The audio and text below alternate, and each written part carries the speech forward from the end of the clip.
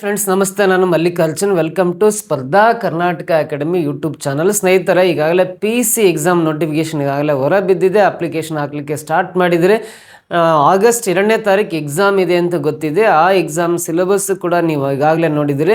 So ಈ PC ಎಕ್ಸಾಮಲ್ಲಿ ಅತಿ ಹೆಚ್ಚು ಮೆಂಟಲ್ ಎಬಿಲಿಟಿ ಪ್ರಶ್ನೆ ಕೇಳೋ ಚಾನ್ಸಸ್ ಇರೋದ್ರಿಂದ ಸ್ಪರ್ಧಾ ಕರ್ನಾಟಕ ಅಕಾಡೆಮಿ ಯೂಟ್ಯೂಬ್ ಚಾನಲಲ್ಲಿ ಅಪ್ ಟು PC ಎಕ್ಸಾಮ್ ಬರೋವರೆಗೂ ಸೊ ಮೆಂಟಲ್ ಎಬಿಲಿಟಿ ಕ್ಲಾಸಸ್ನ ನಿಮಗೆ ಫ್ರೀಯಾಗಿ ಮಾಡಿಕೊಡ್ತಾ ಇದ್ದೀವಿ. ಸೊ ಇದು ಎಪಿಸೋಡ್ 1 ಆಲ್ರೆಡಿ ಅಪ್ಲೋಡ್ ಮಾಡಿದ್ದೀವಿ. ಇದು ಸೆಕೆಂಡ್ ಎಪಿಸೋಡು. ಪ್ರತಿ ಎಪಿಸೋಡಲ್ಲಿ ಮಿನಿಮಮ್ 20 ಕ್ವಶನ್ಸ್ನ ಸಾಲ್ವ್ ಮಾಡ್ತೀವಿ. ನೀವು ಎಕ್ಸಾಮ್ ಬರೋದ್ರೊಳಗೆ ಇವೆಲ್ಲ ಪ್ರತಿ ಎಪಿಸೋಡಲ್ಲಿರ್ತಕ್ಕಂಥ ಪ್ರಶ್ನೆಗಳನ್ನು ಬರ್ಕೊಂಡು ಆನ್ಸರ್ ಮಾಡ್ಕೊಂಡು ಇಟ್ಕೊಂಡು ಎಕ್ಸಾಮ್ ಅಟೆಂಡ್ ಮಾಡಿ ನನಗೆ ಕಮೆಂಟ್ ಮಾಡ್ತಾ ಬರ್ಬೇಕು. ಯಾಕಂದ್ರೆ ಸೊ ಮೋಸ್ಟ್ ಇಂಪಾರ್ಟೆಂಟ್ ಕ್ವಶನ್ಸ್ನ ನಿಮಗೆ ಸಾಲ್ವ್ ಮಾಡ್ತಿರ್ತೀನಿ. ಇದೇ ಥರ ಕ್ವಶನ್ಸ್ ಎಕ್ಸಾಮಲ್ಲಿ ಬರೋ ಚಾನ್ಸಸ್ ಇರುತ್ತೆ. ದಯವಿಟ್ಟು ಸ್ಪರ್ಧಾ ಕರ್ನಾಟಕ ಅಕಾಡೆಮಿ ಯೂಟ್ಯೂಬ್ ಚಾನಲ್ನ ಮಿಸ್ ಮಾಡ್ದೇ ಫಾಲೋ ಮಾಡ್ತಾ ಬನ್ನಿ ಅಂತ ಹೇಳ್ತಾ, ಸೊ ನಿಮಗೇನಾದರೂ ಈ PC ಮೆಂಟಲ್ ಎಬಿಲಿಟಿ ಕಂಪ್ಲೀಟ್ ನಿಮಗೆ syllabus wise, topic wise, concept wise classes ಬೇಕಂದ್ರೂ ಕೂಡ ಈ ಸ್ಪರ್ಧಾ ಕರ್ನಾಟಕ ಅಕಾಡೆಮಿ ಈ ಥರ ಲೋಗೋ ಇರ್ತಕ್ಕಂಥ ಆ್ಯಪನ್ನು ಗೂಗಲ್ ಪ್ಲೇ ಸ್ಟೋರಲ್ಲಿ ಡೌನ್ಲೋಡ್ ಮಾಡ್ಕೊಂಡ್ರಿ ಅಂದರೆ ನಿಮಗೆ ಒಂದು 45 days live classes plus recorded ಕ್ಲಾಸಸ್ನ ಕೊಡ್ತಾ ಇದ್ದೀವಿ. ಸೊ ಓನ್ಲಿ 849 ರುಪೀಸ್ಗೆ ಇದರ ಉಪಯೋಗನ ಪಡ್ಕೋಬೋದು. ಅಥವಾ ಅದು ಬೇಡ ಅಂದರೆ ನೀವು ಬರೀ ಯೂಟ್ಯೂಬ್ ಚಾನಲ್ನ ಫಾಲೋ ಮಾಡ್ತಾ ಬಂದರೂ ಕೂಡ ನೀವು ಎಕ್ಸಾಮಲ್ಲಿ ಈ ಸಬ್ಜೆಕ್ಟಲ್ಲಿ ಹೆಚ್ಚು ಸ್ಕೋರ್ ಮಾಡೋ ಚಾನ್ಸಸ್ ಇರುತ್ತೆ. ಸೊ ಇಲ್ಲ ಫುಲ್ ನಮಗೆ ಹಿಸ್ಟ್ರಿ, ಜಿಯೋಗ್ರಫಿ ಎಲ್ಲ ಸಬ್ಜೆಕ್ಟ್ ಕೋರ್ಸಸ್ ಬೇಕಂದ್ರೂ ಕೂಡ ಅದು ಅವೈಲಬಲ್ ಇದೆ ಓನ್ಲಿ 1999ಗೆ. ಸೊ ನಿಮಗೆ 45 ಡೇಸ್ ಕ್ಲಾಸಸ್ ಇರುತ್ತೆ. ಇದರ ಅವಕಾಶ ಕೂಡ ಉಪಯೋಗ ಮಾಡ್ಕೋಬೋದು. ಸೊ ಹಾಗಾಗಿ ಹೆಚ್ಚಿನ ಮಾಹಿತಿ ಬೇಕಂದ್ರೆ ಇದ್ರ ಬಗ್ಗೆ ನಿಮಗೆ ಇಲ್ಲಿ ಕಾಣಿಸ್ತಕ್ಕಂಥ ಮೊಬೈಲ್ ನಂಬರ್ 9071673831 ಅಥವಾ 32ಗೆ ಕರೆ ಮಾಡಿ ಅಂತ ಹೇಳ್ತಾ ನೋಡ್ರಿ ಸ್ನೇಹಿತರೆ. ಸೊ ಈ ಒಂದು ಎಪಿಸೋಡಲ್ಲಿ ಬರ್ತಕ್ಕಂಥ ನೆಕ್ಸ್ಟ್ 20 ಕ್ವಶನ್ಸ್, ಇದು 21st ಅಂತ ಕಾಣಿಸ್ತಾ ಇದೆ. ಯಾಕಂದರೆ ಆಲ್ರೆಡಿ 20 ಕ್ವಶನ್ಸ್ನ ಫಸ್ಟ್ ಎಪಿಸೋಡಲ್ಲಿ ನಿಮಗೆ ಸಾಲ್ವ್ ಮಾಡಿದ್ದೀನಿ. ಯಾರೆಲ್ಲ ಫಸ್ಟ್ ಎಪಿಸೋಡ್ ನೋಡಿಲ್ಲ ದಯವಿಟ್ಟು ಮಿಸ್ ಮಾಡ್ದೇನೆ ಆ ಮೊದಲನೇ ವಿಡಿಯೋವನ್ನು ನೋಡಿ ಆಮೇಲೆ ಈ ವಿಡಿಯೋನ ಕಂಟಿನ್ಯೂ ಮಾಡ್ತಾ ಬನ್ನಿ. ಸೆಕೆಂಡ್ ಕ್ಲಾಸಲ್ಲಿ ನೋಡ್ರಿ, the value of 2 cube plus 10 cube is ಅಂತ ಇದೆ. 2 ಕ್ಯೂಬ್ ಪ್ಲಸ್ 10 ಕ್ಯೂಬ್ ಇದರ ಬೆಲೆ ಎಷ್ಟು ಅಂತ ಕೇಳಿದ್ದಾನೆ. ಸೊ 2 ಕ್ಯೂಬ್ ಪ್ಲಸ್ 10 ಕ್ಯೂಬ್ ಇದರ ಬೆಲೆ ಅಂದರೆ ವೆರಿ ಸಿಂಪಲ್ಲು. 2ನ್ನ 3 ಸಲ ಗುಣಾಕಾರ ಮಾಡಿದರೆ 8 ಬರುತ್ತೆ. 2 ಕ್ಯೂಬ್ ವ್ಯಾಲ್ಯೂ 8 ಬರುತ್ತೆ. ಸೊ ಗೊತ್ತಾಗದೇ ಇರೋರು ಈ ಥರ ಡೀಟೇಲಾಗಿ ಮಾಡ್ಕೋಬೋದು. 2 ಕ್ಯೂಬ್ ಅಂದರೆ 2ನ್ನ 3 ಸಲ ಬರ್ಕೊಂಡು ಗುಣಾಕಾರ ಮಾಡ್ರಿ ಅಂತ. 2 × 2 4, 4 × 2 8 ಬರುತ್ತೆ. ಕೆಲವೊಬ್ಬರು 2 ಮೂಲ 6 ಅಂತ ಬರ್ಕೊಂಡ್ಬಿಡ್ತಾರೆ, ಅದು ರಾಂಗ್. 2ನ್ನ 3 ಸಲ ಬರ್ಕೊಂಡು ಗುಣಾಕಾರ ಮಾಡಿದರೆ 2 × 2 4, 4 2 8 ಬರುತ್ತೆ. ಸೊ 10 ಕ್ಯೂಬ್ ಅಂದರೆ 10ನ್ನ 3 ಸಲ ಗುಣಾಕಾರ ಮಾಡ್ರಿ 1000 ಆಗುತ್ತೆ. ಸೊ ಇಲ್ಲಿ 0 1 0 ಇದೆ, ಕ್ಯೂಬ್ ಇದೆ ಅಂದರೆ ಈ 1 0ನ 3 ಸಲ ಬರ್ಕೊಂಡ್ರೆ ಸಾಕು. 10 ಕ್ಯೂಬಲ್ಲಿ 1000 ಬರುತ್ತೆ. ಗೊತ್ತಾಗಿಲ್ಲ ಅಂದರೆ ನೋಡ್ರಿ, 10 ಕ್ಯೂಬ್ ಅಂದರೆ 10ನ್ನ 3 ಸಲ ಬರ್ಕೊಂಡು ಗುಣಾಕಾರ ಮಾಡ್ಕೋಬೇಕು ಅಂತ ಅರ್ಥ. 10 10 100, 100 10 ಎಷ್ಟು ಬರುತ್ತೆ? 1000 ಬರುತ್ತಲ್ಲ. 10 ಕ್ಯೂಬಲ್ಲಿ 1000 ಬರುತ್ತೆ. 1000 ಪ್ಲಸ್ 8ನ್ನು ಆ್ಯಡ್ ಮಾಡಿರಿ 1008 ಬರುತ್ತೆ. 1008 ಬರುತ್ತೆ. 1008 ಅನ್ನೋದು ಆಪ್ಷನ್ ಸಿ ನಲ್ಲಿದೆ ನೋಡ್ರಿ, ಇದು ಕರೆಕ್ಟ್ ಆನ್ಸರ್ ಆಗುತ್ತೆ. 1008 ಈಸ್ ದ ರೈಟ್ ಆನ್ಸರ್ ಅಂತ ಕರಿಬಹುದು. ಕ್ಲಿಯರ್ ಅರ್ಥ ಆಯ್ತಾ? ಸೊ 21st ಕ್ವಶನ್ಗೆ ಮೊದಲನೇ ಕ್ವಶನ್ಗೆ ಆನ್ಸರ್ 1008 ಬರುತ್ತೆ. Next, in a row of trees, one tree is 7th from the either end of the row. The number of trees in the row is. ನೋಡ್ರಿ, ಒಂದು ಮರಗಳ ಸಾಲಿನಲ್ಲಿ ಯಾವುದೋ ಒಂದು ಮರ ಸಾಲಿನ ಎರಡೂ ಬದಿಗಳಿಂದ 7ನೇ ಸ್ಥಾನದಲ್ಲಿದೆ ಅಂತ. ಸೊ ನೋಡ್ರಿ, ಈ ಮರಗಳಿದ್ದಾವೆ. ಈ ಮರಗಳ ಸಾಲಿನಲ್ಲಿ ನೋಡ್ರಿ 1 2 3 4 5 6 7 8 9 10 11 12 13. ಸೊ ನೋಡ್ರಿ, ಈ ಮರಗಳ ಸಾಲಿನಲ್ಲಿ ಯಾವುದೋ ಒಂದು ಮರ ಎರಡೂ ಕಡೆಯಿಂದ, ಈ ಕಡೆಯಿಂದ ಕೌಂಟ್ ಮಾಡ್ತಾ ಬಂದರೆ 1 2 3 4 5 6 7ನೇ ಸ್ಥಾನದಲ್ಲಿದೆ. 7th ಪ್ಲೇಸಲ್ಲಿ ಒಂದು ಟ್ರೀ ಇದೆ. ಒಂದು 7th ಪ್ಲೇಸಲ್ಲಿ ಒಂದು ಟ್ರೀ ಇದೆ ಅಂತ ಹೇಳ್ಬೋದು. 7ನೇ ಸಾಲಿನಲ್ಲಿ ಈ ಮರ ಇದೆ ಅಂತ. 7ನೇ ಪ್ಲೇಸಲ್ಲಿ ನೋಡ್ರಿ, 5th ಎಂಡ್ ಅಂದರೆ ಎರಡೂ ಕಡೆಯಿಂದ first, second, third, 4th, 5th, 6th, 7th ಈ ಎಡಬದಿಯಿಂದ ಕೌಂಟ್ ಮಾಡ್ತಾ ಬಂದರೆ 7ನೇ ಪ್ಲೇಸಲ್ಲಿದೆ. ಹಾಗೆ ಬಲಬದಿಯಿಂದ ಕೌಂಟ್ ಮಾಡ್ತಾ ಬಂದರೆ ಇದು 1 2 3 4 5 6 7ನೇ ಸ್ಥಾನದಲ್ಲಿದೆ. ಎರಡೂ ಕಡೆಯಿಂದ ಆದ ಮರ 7ನೇ ಪ್ಲೇಸಲ್ಲಿದೆ ಅಂದರೆ ಟೋಟಲಿ ಆ ಸಾಲಿನಲ್ಲಿರುವ ಮರಗಳ ಸಂಖ್ಯೆ ಎಷ್ಟು ಅಂತ ಕೇಳಿದ್ದಾನೆ. ನೋಡ್ರಿ, ಈ ಕಡೆ 6 ಮರಗಳಿದ್ದಾವೆ, ಈ ಕಡೆ 6 ಮರಗಳಿದ್ದಾವೆ. 6 + 6 ಎಷ್ಟಾಯ್ತು? 12. ಇದು ಒಂದು ಸೇರ್ಕೊಂಡ್ರೆ ಟೋಟಲಿ ಆ ಸಾಲಿನಲ್ಲಿ 13 ಮರಗಳಿದ್ದಾವೆ ಅಂತ ಹೇಳ್ಬೋದು. 13 ಅನ್ನೋದು ಆಪ್ಷನ್ ಸಿ ನಲ್ಲಿದೆ ನೋಡ್ರಿ, ಇದು ಕರೆಕ್ಟ್ ಆನ್ಸರ್ ಆಗುತ್ತೆ. ಕ್ಲಿಯರಾ? ಈ ರೀತಿ ಲೆಕ್ಕ ಮಾಡ್ಬೋದು. ಅಥವಾ ನೀವೇನು ಮರಳ ಚಿತ್ರ ಬರ್ಕಂದೇ ಕೂರ್ಬೇಕು ಅಂತೇನಿಲ್ಲ. ವೆರಿ ಸಿಂಪಲ್ ನೋಡ್ರಿ. ಏನಂದರೆ ಆ ಒಂದು ಮರವನ್ನು ಆ ಸಾಲಿನ ಎರಡೂ ಕಡೆಯಿಂದ ಕೌಂಟ್ ಮಾಡಿದ್ದಾರೆ. ಎಡಬದಿಯಿಂದ ಕೌಂಟ್ ಮಾಡಿರೋ 7th ಪ್ಲೇಸ್, ಎಡಗಡೆಯಿಂದ ಕೌಂಟ್ ಮಾಡಿರೋ 7ನೇ ಪ್ಲೇಸಲ್ಲಿದೆ. ಬಲಗಡೆಯಿಂದ ಕೌಂಟ್ ಮಾಡಿರೋ 7ನೇ ಪ್ಲೇಸಲ್ಲೇ ಇದೆ. ಒಂದೇ ಮರವನ್ನು ಎರಡೂ ಕಡೆಯಿಂದ ಕೌಂಟ್ ಮಾಡಿ ಅವರ ಸ್ಥಾನವನ್ನು ಕೊಟ್ಟಾಗ ಆ ಎಡಗಡೆಯಿಂದ 7ನೇ ಸ್ಥಾನ, ಬಲಗಡೆಯಿಂದ 7ನೇ ಸ್ಥಾನ ಇವೆರಡೂ ಕೂಡಿ -1 ಮಾಡಿದರೆ ಆ ಸಾಲಿನಲ್ಲಿರುವ ಒಟ್ಟು ಮರಗಳ ಸಂಖ್ಯೆ ಸಿಗುತ್ತೆ. 7 + 7 14, 14 - 1 ಅಂದರೆ ಟೋಟಲ್ ಆ ಸಾಲಲ್ಲಿ 13 ಮರಗಳಿದ್ದಾವೆ ಅಂತ ಈ ರೀತಿಯೂ ಸಿಂಪಲಾಗಿ ಲೆಕ್ಕ ಮಾಡ್ಕೋಬೋದು. Option C correct answer. ಇಲ್ಲಿ ನೋಡ್ರಿ, ಈ ಸಲ ಎಕ್ಸಾಮ್ ಪ್ಯಾಟ್ರನ್ ಪ್ರತಿಯೊಂದು ಪ್ರಶ್ನೆಗೆ ಲಾಸ್ಟ್ ಆಪ್ಷನ್ ನಾಟ್ ಅಟೆಂಪ್ಟೆಡ್, ಉತ್ತರಿಸಿಲ್ಲ ಅಥವಾ ಪ್ರಯತ್ನಿಸಿಲ್ಲ ಅಂತ ಒಂದು ಆಪ್ಷನ್ ಇರುತ್ತೆ. ನಿಮಗೆ ಆ ಪ್ರಶ್ನೆಗೆ ಆನ್ಸರ್ ಗೊತ್ತಿಲ್ಲ ಅಂತೇಳಿ ಆ ಕ್ವಶನ್ ಹಂಗೆ ಅಟೆಂಡ್ ಮಾಡಿದ್ರೆ ಬಿಟ್ಟು ಬರೋಂಗಿಲ್ಲ. ಆ ಕ್ವಶನ್ಗೆ ಆನ್ಸರ್ ಗೊತ್ತಿಲ್ಲ ಅಂದರೆ ಆ 5th ಆಪ್ಷನ್ನ ಮಾರ್ಕ್ ಮಾಡಿ ಬರಲೇಬೇಕು. ಕರಪ್ಷನ್ನ ತಡೆಗಟ್ಟಲಿಕ್ಕೆ ಈ ಒಂದು ಹೊಸ ವಿಧಾನವನ್ನು ಅನುಸರಿಸಿದ್ದಾರೆ. ಹಾಗಾಗಿ ಪ್ರತಿಯೊಬ್ಬರು ಆ ಕ್ವಶನ್ ನೀವು ಅಟೆಂಡ್ ಮಾಡಿಲ್ಲ ಅಂದರೆ ಹಾಗೆ ಬರೋಂಗಿಲ್ಲ. ನಾಟ್ ಅಟೆಂಪ್ಟೆಡ್ 5ನೇ ಆಪ್ಷನ್ನ ಮಾರ್ಕ್ ಮಾಡಿ ಬರಲೇಬೇಕಾಗುತ್ತೆ. ಅಥವಾ ಲಾಸ್ಟ್ ಎಕ್ಸಾಮ್ ಆದಮೇಲೆ 5 ನಿಮಿಷ ಟೈಮ್ ಕೊಡ್ತಾರೆ. ಯಾವ್ಯಾವ ಅಟೆಂಡ್ ಮಾಡಿರಲ್ಲ ಅವಕ್ಕೆಲ್ಲ ನೀವು ಶೇಡ್ ಮಾಡ್ತಾ ಬರ್ಬೇಕು. ನಾಟ್ ಅಟೆಂಪ್ಟೆಡ್ ಅಂತ ಶೇಡ್ ಮಾಡ್ತಾ ಬರ್ರಿ ಅಂತ ಹೇಳಿದ್ದಾರೆ. ಸೊ ನೆಕ್ಸ್ಟ್ ಕ್ವಶನ್ ಬರೋಣ. The number of revolutions A wheel of 28 centimeters diameter make in travelling A distance of 880 centimeters is. ನೋಡ್ರಿ, 28 ಸೆಂಟಿಮೀಟರ್ ವ್ಯಾಸದ ಅಂತ ಇದೆ. ಸೊ ಒಂದು ಚಕ್ರ ಇದೆ, ಇದರ ವ್ಯಾಸ ಡಯಾಮೀಟರ್ ಕೊಟ್ಟಿದ್ದಾನೆ, ಡಯಾಮೀಟರ್ ಅಂತ ಕರಿತೀವಿ. ವ್ಯಾಸ ಎಷ್ಟಿದೆ ಅಂದರೆ 28 ಸೆಂಟಿಮೀಟರ್ ವ್ಯಾಸ ಇದೆ. 28 ಸೆಂಟಿಮೀಟರ್ ವ್ಯಾಸ ಇರ್ತಕ್ಕಂಥ ಈ ಚಕ್ರ ಏನಿದೆಯಲ್ಲ ವೀಲ್ 880 ಸೆಂಟಿಮೀಟರ್ ದೂರ ಕ್ರಮಿಸಬೇಕಾಗಿದೆ. ಈ 28 ಸೆಂಟಿಮೀಟ್ರ್ ವ್ಯಾಸವನ್ನು ಹೊಂದಿರತಕ್ಕಂಥ, ಡಯಾಮೀಟ್ರ್ ಹೊಂದಿರತಕ್ಕಂಥ ಒಂದು ವೀಲ್ ಏನಿದೆಯಲ್ಲ, ಚಕ್ರ ಇದೆಯಲ್ಲ ಒಂದು, ಈ ಚಕ್ರ ಎಷ್ಟು ಬಾರಿ ತಿರುಗಿದ್ರೆ ಅಂದರೆ ಎಷ್ಟು ಪರಿಭ್ರಮಣೆಗಳನ್ನು ಮಾಡಿದರೆ, ಪರಿಭ್ರಮಣೆ ಅಂದರೆ ಎಷ್ಟು ಬಾರಿ ತಿರುಗಿದ್ರೆ ಅದು 880 ಸೆಂಟಿಮೀಟ್ರ್ ಡಿಸ್ಟೆನ್ಸನ್ನು ಕವರ್ ಮಾಡ್ಬೋದು, ದೂರ ಚಲಿಸ್ಬೋದು. ನಾವು ನೋಡ್ರಿ, ಕಾರಿನ ವೀಲು, ಆಮೇಲೆ ಬೈಕ್ ವೀಲು, ಸೈಕಲ್ ವೀಲು ತಿರುಗಿದೆ ಅಂತೆಲ್ಲ ಮುಂದಕ್ಕೆ ಹೋಗ್ತೀವಲ್ಲ, ದೂರವನ್ನು ಕ್ರಮಿಸ್ತೀವಲ್ಲ, ಅದೇ ಥರ 28 ಸೆಂಟಿಮೀಟ್ರ್ ವ್ಯಾಸವನ್ನು ಹೊಂದಿರತಕ್ಕಂಥ ಒಂದು ಚಕ್ರ, ಒಂದು ವೀಲ್ ಎಷ್ಟು ಬಾರಿ ತಿರುಗಿದಾಗ, ಎಷ್ಟು ಪರಿಭ್ರಮಣೆಗಳನ್ನು, ಎಷ್ಟು ರೆವಲ್ಯೂಷನ್ಸ್ ಮಾಡಿದಾಗ ನಾವು 888 ಸೆಂಟಿಮೀಟ್ರ್ ದೂರವನ್ನು ಕ್ರಮಿಸಬಹುದು ಅಂತ ಪ್ರಶ್ನೆ ಕೇಳಿದ್ದಾನೆ. ಸೊ ಇದಕ್ಕೆ ಆನ್ಸರ್ ಮಾಡ್ಬೇಕಂದ್ರೆ ನೋಡ್ರಿ, ಫಸ್ಟ್ ಆಫ್ ಆಲ್ ಈ ಒಂದು ಚಕ್ರ ಏನಿದೆಯಲ್ಲ, ಈ ಒಂದು ಚಕ್ರ, ಈ ಒಂದು ವೀಲು ಒಂದು ಬಾರಿ ತಿರುಗಿದ್ರೆ ಎಷ್ಟು ದೂರ ಕ್ರಮಿಸ್ಬೋದು ಅನ್ನೋದು ಫಸ್ಟ್ ಕಂಡುಹಿಡ್ಕೊಳ್ಳೋಣ. ಇದು ಒಂದು ಬಾರಿ ಕ್ರಮಿಸಿದರೆ ಎಷ್ಟು ದೂರ ಹೋಗ್ತೀವಿ ಅನ್ನೋದು, ಒಂದು ಬಾರಿ ಸುತ್ತಿದಾಗ ಎಷ್ಟು ದೂರ ಕ್ರಮಿಸ್ತೀವಿ ಅನ್ನೋದು ಕಂಡುಹಿಡಿಬೇಕಂದ್ರೆ ಈ ಒಂದು ಚಕ್ರದ ಪರಿಧಿ ಅಥವಾ ಇದರ ಸುತ್ತಳತೆ, ಪೆರಿಮೀಟರ್ ಅಥವಾ ಸರ್ಕಂಫರೆನ್ಸ್ ಅಂತ ಇಂಗ್ಲೀಷಲ್ಲಿ ಕರಿತೀವಿ. ಈ ಚಕ್ರದ ಪರಿಧಿಯನ್ನು ಕಂಡಿಡ್ಕೊಂಡ್ರೆ ಅದು ಒಂದು ಬಾರಿ ಸುತ್ತಿದ್ರೆ ಎಷ್ಟು ದೂರ ಹೋಗುತ್ತೆ ಅಂತ ಗೊತ್ತಾಗುತ್ತೆ. ಹಾಗಾದ್ರೆ ಈ ವೃತ್ತಾಕಾರದಲ್ಲಿದೆ ಅಂದರೆ ಈ ಚಕ್ರ, ವೃತ್ತದ ಸುತ್ತಳತೆ ಕಂಡುಹಿಡಿಯೋ ಫಾರ್ಮುಲಾ ಅಥವಾ ಪರಿಧಿ ಕಂಡುಹಿಡಿಯೋ ಫಾರ್ಮುಲಾ πd ಅಂತ ಬರೀತು. C=πd. ಸಿ ಅಂದರೆ ಸರ್ಕಂಫರೆನ್ಸ್ ಅಂತ ಕರಿತೀವಿ, ವೃತ್ತದ ಪರಿಧಿ ಅಂದರೆ πd. ಡಿ ಅಂದರೆ ಡಯಾಮೀಟರ್ ಕೊಟ್ಟಿದ್ದಾನೆ. ಪೈ ವ್ಯಾಲ್ಯೂ ಗೊತ್ತಿದೆ, 22/7 ಹಾಕಬೇಕು. ಪೈ ಇದ್ದತ್ರ ಇಲ್ಲಿ ಬ್ರಾಕೆಟಲ್ಲಿ ಪೈ ಇದ್ದತ್ರ 22/7 ಹಾಕ್ರಿ ಅಂತ ಅವರೇ ಮೆನ್ಷನ್ ಮಾಡಿದ್ದಾರೆ. ಅವ್ರು ಮೆನ್ಷನ್ ಮಾಡದೇ ಇದ್ರು ಕೂಡ ಪೈ ಜಾಗದಲ್ಲಿ 22/7 ಹಾಕಬೇಕು. ಇಂಟು ಡಿ ಅಂದರೆ ಡಯಾಮೀಟರ್ 28 ಸೆಂಟಿಮೀಟರ್, 28 ಬರೀಬೇಕು. 7 ಅಂದರೆ 7 4 28 ಕ್ಯಾನ್ಸಲ್ ಆಗುತ್ತೆ. ಈ 22 × 4 ಗುಣಾಕಾರ ಮಾಡಿದ್ರೆ 88 ಬರುತ್ತಲ್ಲ.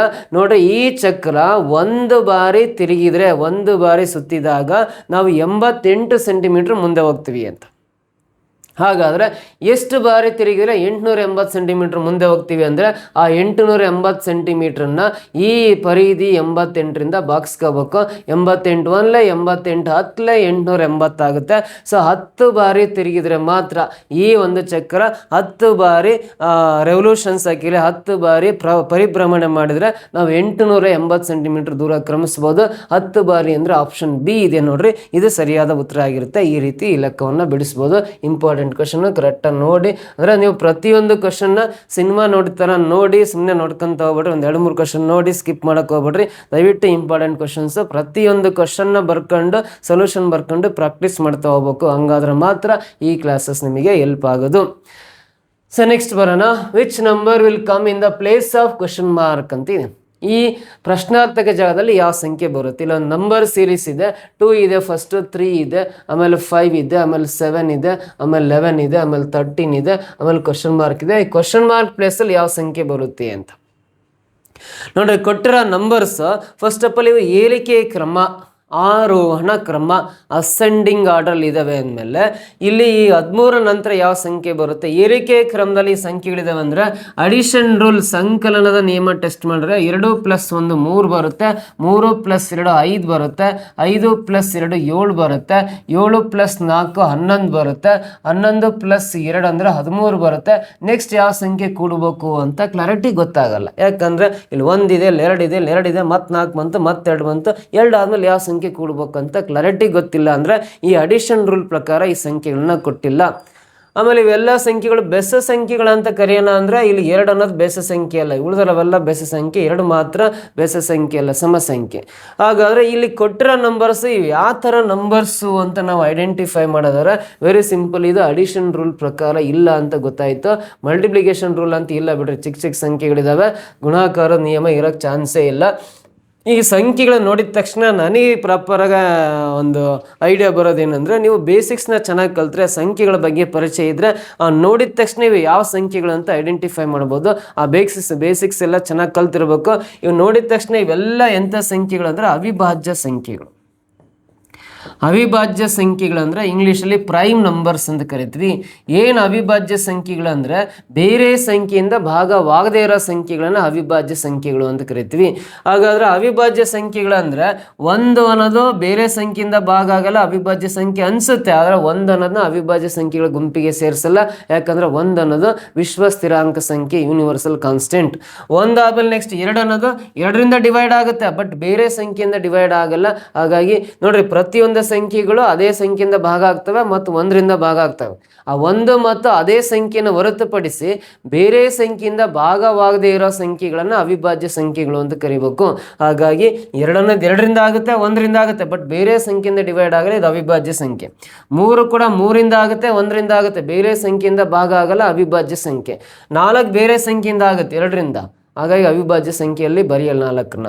5 ಬೇರೆ ಸಂಖ್ಯೆಯಿಂದ ಭಾಗ ಆಗಲ್ಲ, 5ರಿಂದ ಆಗುತ್ತೆ, 1ರಿಂದ ಆಗುತ್ತೆ, ಬೇರೆ ಸಂಖ್ಯೆಯಿಂದ ಭಾಗ ಆಗಲ್ಲ, ಅವಿಭಾಜ್ಯ ಸಂಖ್ಯೆ. 6 ಬೇರೆ ಸಂಖ್ಯೆಯಿಂದ ಭಾಗ ಆಗುತ್ತೆ, 2ರಿಂದ 3ರಿಂದ ಭಾಗ ಆಗುತ್ತೆ, ಹಾಗಾಗಿ 6ನ್ನು ಬರೆಯಲ್ಲ. 7 7ರಿಂದ ಆಗುತ್ತೆ, ಬೇರೆ ಸಂಖ್ಯೆಯಿಂದ ಆಗಲ್ಲ, ಇದು ಕೂಡ ಅವಿಭಾಜ್ಯ ಸಂಖ್ಯೆ. 8 ಬೇರೆ ಸಂಖ್ಯೆಯಿಂದ 2ರಿಂದ 4ರಿಂದ ಡಿವೈಡ್ ಆಗುತ್ತೆ, ಅದನ್ನು ಬರೆಯಲ್ಲ. 9 ಕೂಡ ಬೇರೆ ಸಂಖ್ಯೆ ಅಂದರೆ 3ರಿಂದ ಭಾಗ ಆಗುತ್ತೆ, ಅದನ್ನು ಬರೆಯಲ್ಲ. 10 ಬೇರೆ ಸಂಖ್ಯೆ 2ರಿಂದ 5ರಿಂದ ಭಾಗ ಆಗುತ್ತೆ, ಅದನ್ನು ಬರೆಯಲ್ಲ. 11 11ರಿಂದ ಆಗುತ್ತೆ, ಬಟ್ ಬೇರೆ ಸಂಖ್ಯೆಯಿಂದ ಡಿವೈಡ್ ಆಗಲ್ಲ, ಅವಿಭಾಜ್ಯ ಸಂಖ್ಯೆ. ನೆಕ್ಸ್ಟ್ ಎಲ್ಲ ಬೆಸ ಸಂಖ್ಯೆಗಳನ್ನು ನೋಡ್ರಿ, ನೆಕ್ಸ್ಟ್ ಬರೋ ಸಮ ಸಂಖ್ಯೆಗಳೆಲ್ಲ ಬೇರೆ ಸಂಖ್ಯೆಯಿಂದ 100% ಡಿವೈಡ್ ಆಗ್ತಾವೆ. 11 ಆದ್ಮೇಲೆ ನೆಕ್ಸ್ಟ್ 13, ಇದು ಕೂಡ ಬೇರೆ ಸಂಖ್ಯೆಯಿಂದ ಭಾಗ ಆಗಲ್ಲ, ಅವಿಭಾಜ್ಯ ಸಂಖ್ಯೆ. 15 ಬರಲ್ಲ, ಯಾಕಂದ್ರೆ 15 5ರಿಂದ 3ರಿಂದ ಭಾಗ ಆಗುತ್ತೆ. ನೆಕ್ಸ್ಟ್ 17 ಬರ್ಕೊಳ್ರಿ, ಇದು ಬೇರೆ ಸಂಖ್ಯೆಯಿಂದ ಡಿವೈಡ್ ಆಗಲ್ಲ, ಅವಿಭಾಜ್ಯ ಸಂಖ್ಯೆ.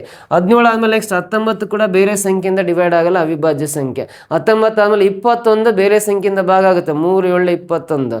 23 ಡಿವೈಡ್ ಆಗಲ್ಲ, ಅವಿಭಾಜ್ಯ ಸಂಖ್ಯೆ. ಹಿಂಗೆ ಬರ್ಕೊಂತ ಹೋದ್ರೆ ಇವೆಲ್ಲ ಪ್ರೈಮ್ ನಂಬರ್ಸ್ ಅಂತ ಕರಿತೀವಿ, ಅವಿಭಾಜ್ಯ ಸಂಖ್ಯೆಗಳು. ಹಾಗಾದ್ರೆ ಇಲ್ಲಿ ಕೊಟ್ಟಿರೋ ಮೇಲಿರೋ ನಂಬರ್ಸ್ ಎಲ್ಲ ಪ್ರೈಮ್ ನಂಬರ್ಸ್ ಕೊಡ್ತಾ ಹೋಗಿದ್ದಾನೆ, ಅವಿಭಾಜ್ಯ ಸಂಖ್ಯೆಗಳನ್ನ ಕೊಟ್ಟಿದ್ದಾನೆ.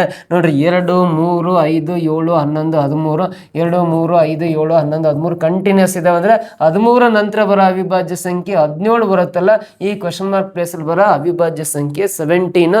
ಸೊ ಕ್ವಶನ್ ಮಾರ್ಕ್ ಪ್ಲೇಸ್ ಅಲ್ಲಿ ಬರೋ ನಂಬರ್ 17 ಆಪ್ಷನ್ ಎ ನಲ್ಲಿದೆ ನೋಡ್ರಿ, ಇದು ಕರೆಕ್ಟ್ ಆನ್ಸರ್ ಆಗುತ್ತೆ. ಓಕೆನಾ, ಕ್ಲಿಯರಾ?